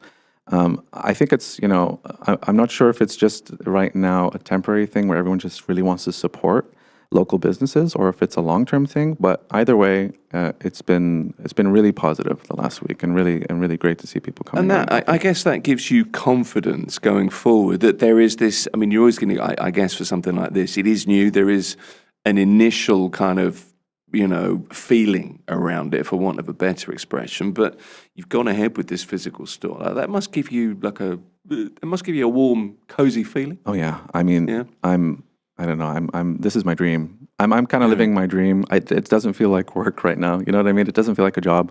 I'm super happy. And either way, whether it works out or it doesn't, we're going to push as hard as we can. The fact that we have done this, I'm super proud of. I'm super happy, and I think it's something that could have legs. Okay. So you started online 2 years ago, 2024. You did the weekend markets. You get to a stage where you have a physical location now. Kind of a gradual approach, but was that a deliberate strategy? Are you feeling your way, managing risk, that kind of? Yeah, no, totally. Look, my background was very different. I was into large scale corporate events. First time I'd ever done e-commerce, food, import. I'd never done import, so I wanted to take it step by step. First of all, learning how e-commerce works. It's a very specific business model. So there's a lot of paid advertising. Your whole sales funnels work very differently to anywhere else, right? So learning how that works, setting it up, finding the right messaging to get the word out there was first and foremost something I needed to focus on. So instead of doing too much at the same time, and it was bootstrapped, so it was something I wanted to kind of learn myself and figure out. I thought, okay, let's attack it from the e-commerce side and get the logistics sorted out, packaging, figuring out how to distribute to people and deliver. the whole supply chain and to consumer. I needed to suss that out. And once that kind of worked itself out. So about 6-8 months into the operation, we felt comfortable with our, deliveries, with our packaging. We'd sussed everything out on that sale, and now I could focus on how to expand. So that's always been the goal, is how to take it to phase 2, phase 3. And I always have my 3-year, forward-looking plan. So I am always thinking of what the next step will be. The shop was the next evolution. Hopefully phase 3 will be actually having our own line of products, and really getting into the big retailers. But I think that's the most challenging part. So that's the one I'm keeping for, once I've figured this step out. But it's a very methodical approach. It's kind of very different. You get lots of retail concepts that launch with significant investment. There's the big splash, and 6 months later, it's what happened with that there. So you're self-funding this. You're building it more slowly. And you've got the chance to learn from your mistakes, I guess. Yeah, correct. Yeah. And we've gotten lucky in many ways, that things have kind of fallen into place. Circal was one of them, It just so happened that we got in touch with the right person at the right time, and the previous tenant was leaving when we kind of pitched the idea to El Circal. So things are, I really believe in how, if it's the right time, it'll kind of work out, right? Yeah. As long as you keep on pushing and keep on trying, that's the concept, is just never giving up. But you got to do the work. You got to do the work, of course. Yeah, and I guess, if the time is the time, and if you can launch at a time like now, when it is a harder time, it's a tough time. People are worried. There are tensions around. But if you can survive a time like now and keep it moving, then plain sailing the rest of the way. Yeah, exactly. Try to give a bit more confidence. Yeah, but I kind of see it that way. But I see it that way. I had the same conversation with somebody the other day, and I really believe, if you can do something at this point now and at least sustain, for me, it's not even about profit at the minute. It's really about breaking even and just keeping things moving. Then of course, this is going to be. This is your litmus test, right? You'll know from this point on whether I think your concept will work. It's a good test. And for us personally, Circal was the best place. Circal is one of the few places at the moment where you can go out for a bit of normalcy. It's a little cool bubble, right? You can go and eat. You can have good coffee. You can do a bit of retail therapy. You can try out. You can go to an art gallery. You can do some yoga. There's so much to do. So what you do is you see a lot of people on the weekends gravitating towards Circal just because it feels a little bit normal, and then people want that normality. You're reading the news, you're on your phones, you're glued to your phones all day long. So Circal is the most, normal, kind of normal place to go, or just to give you a sense of normalcy, I guess. I can see the logic there. No, I can. It's definitely a little microcosm, and you've added a bit of spice to it, I suppose. Well, that's thanks to be honest, that's thanks to El Circal, because we pitched the concept to them, and they thought it was a great idea. So we wouldn't be there if it wasn't for them actually thinking it would be a great idea.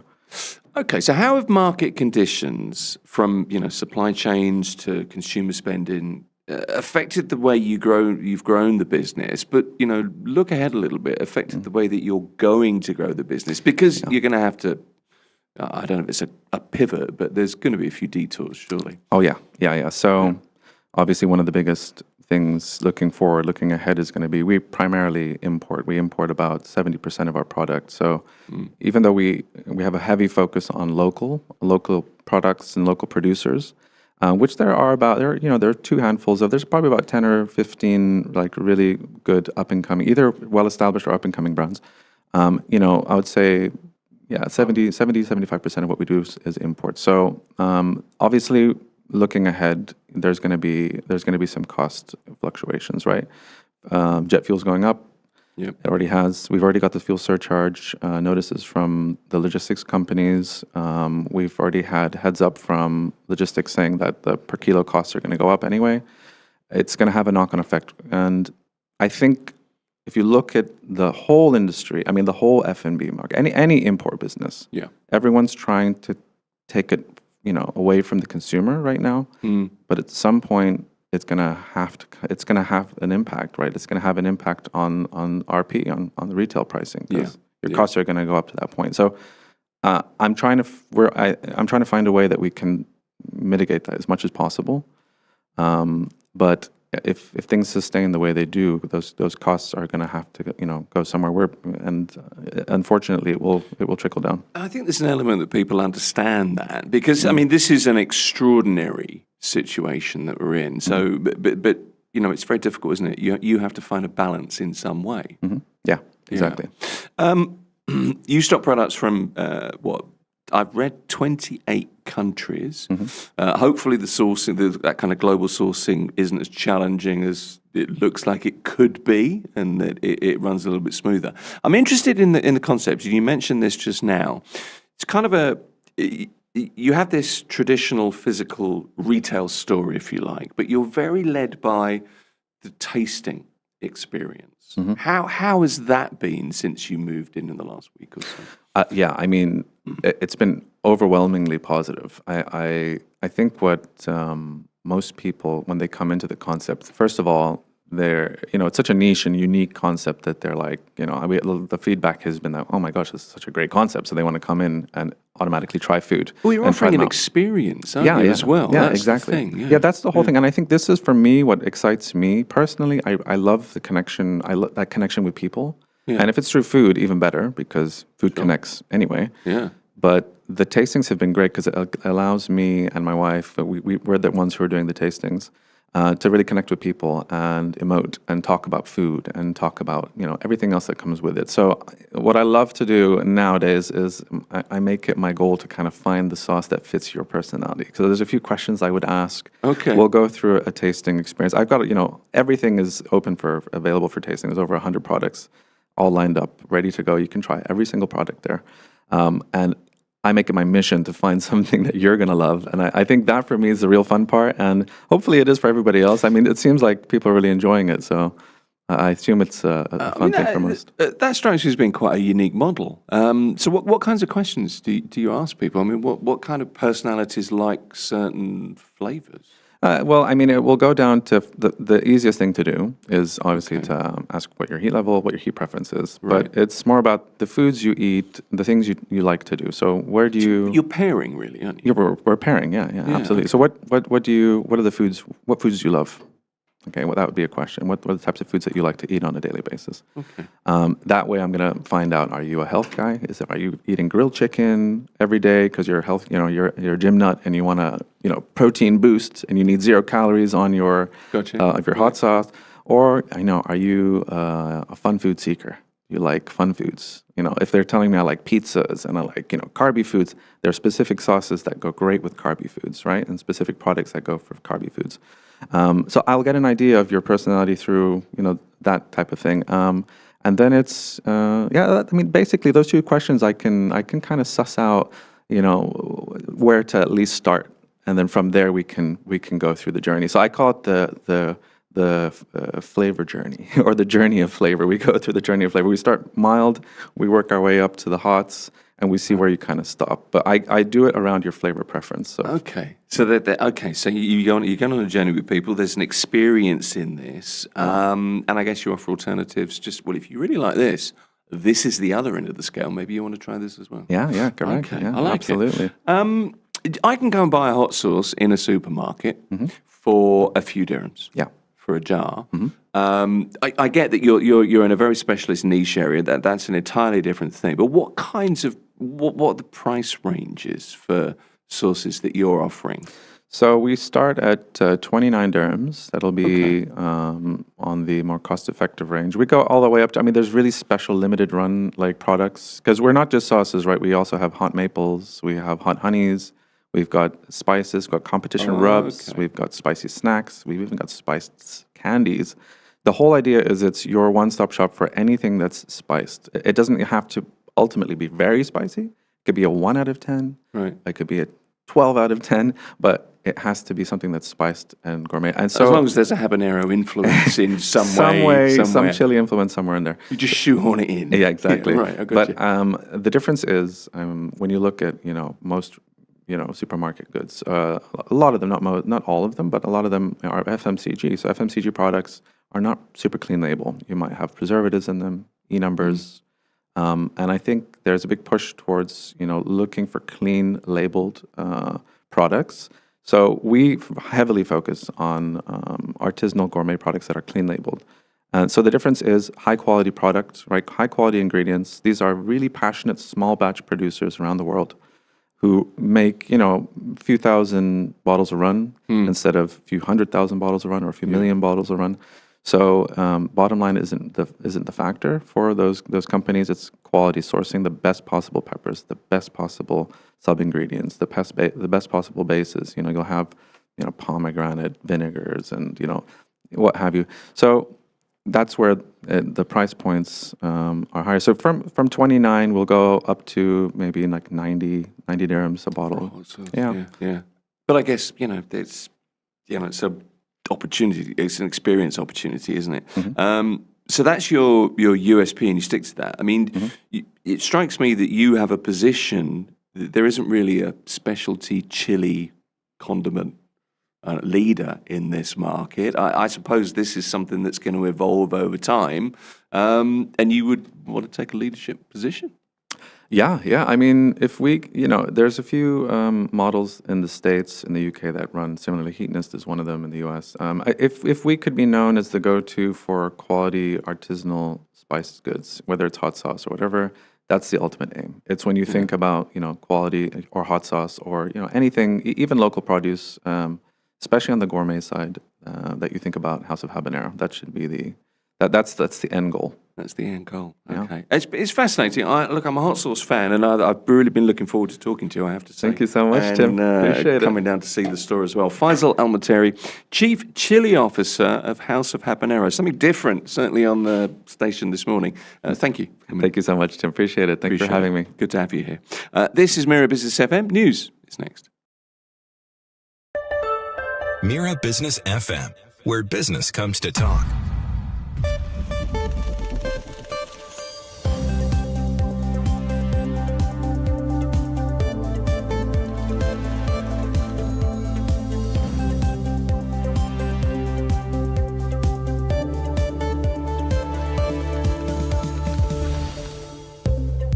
Good morning. It's 11:30 a.m. I'm Sahar Mushtaq, and this is the news on Mira Business FM. These are the headlines. Emirates says it is now operating a limited Dubai flight schedule. Affected passengers will receive cancellation notices and guidance on accommodation. The announcement follows a fire near Dubai International Airport caused by a drone incident which temporarily suspended flights.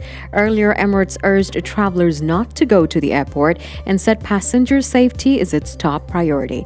The Dubai Civil Aviation Authority announced a gradual resumption of select flights. Passengers are advised to check with their airlines for the latest updates.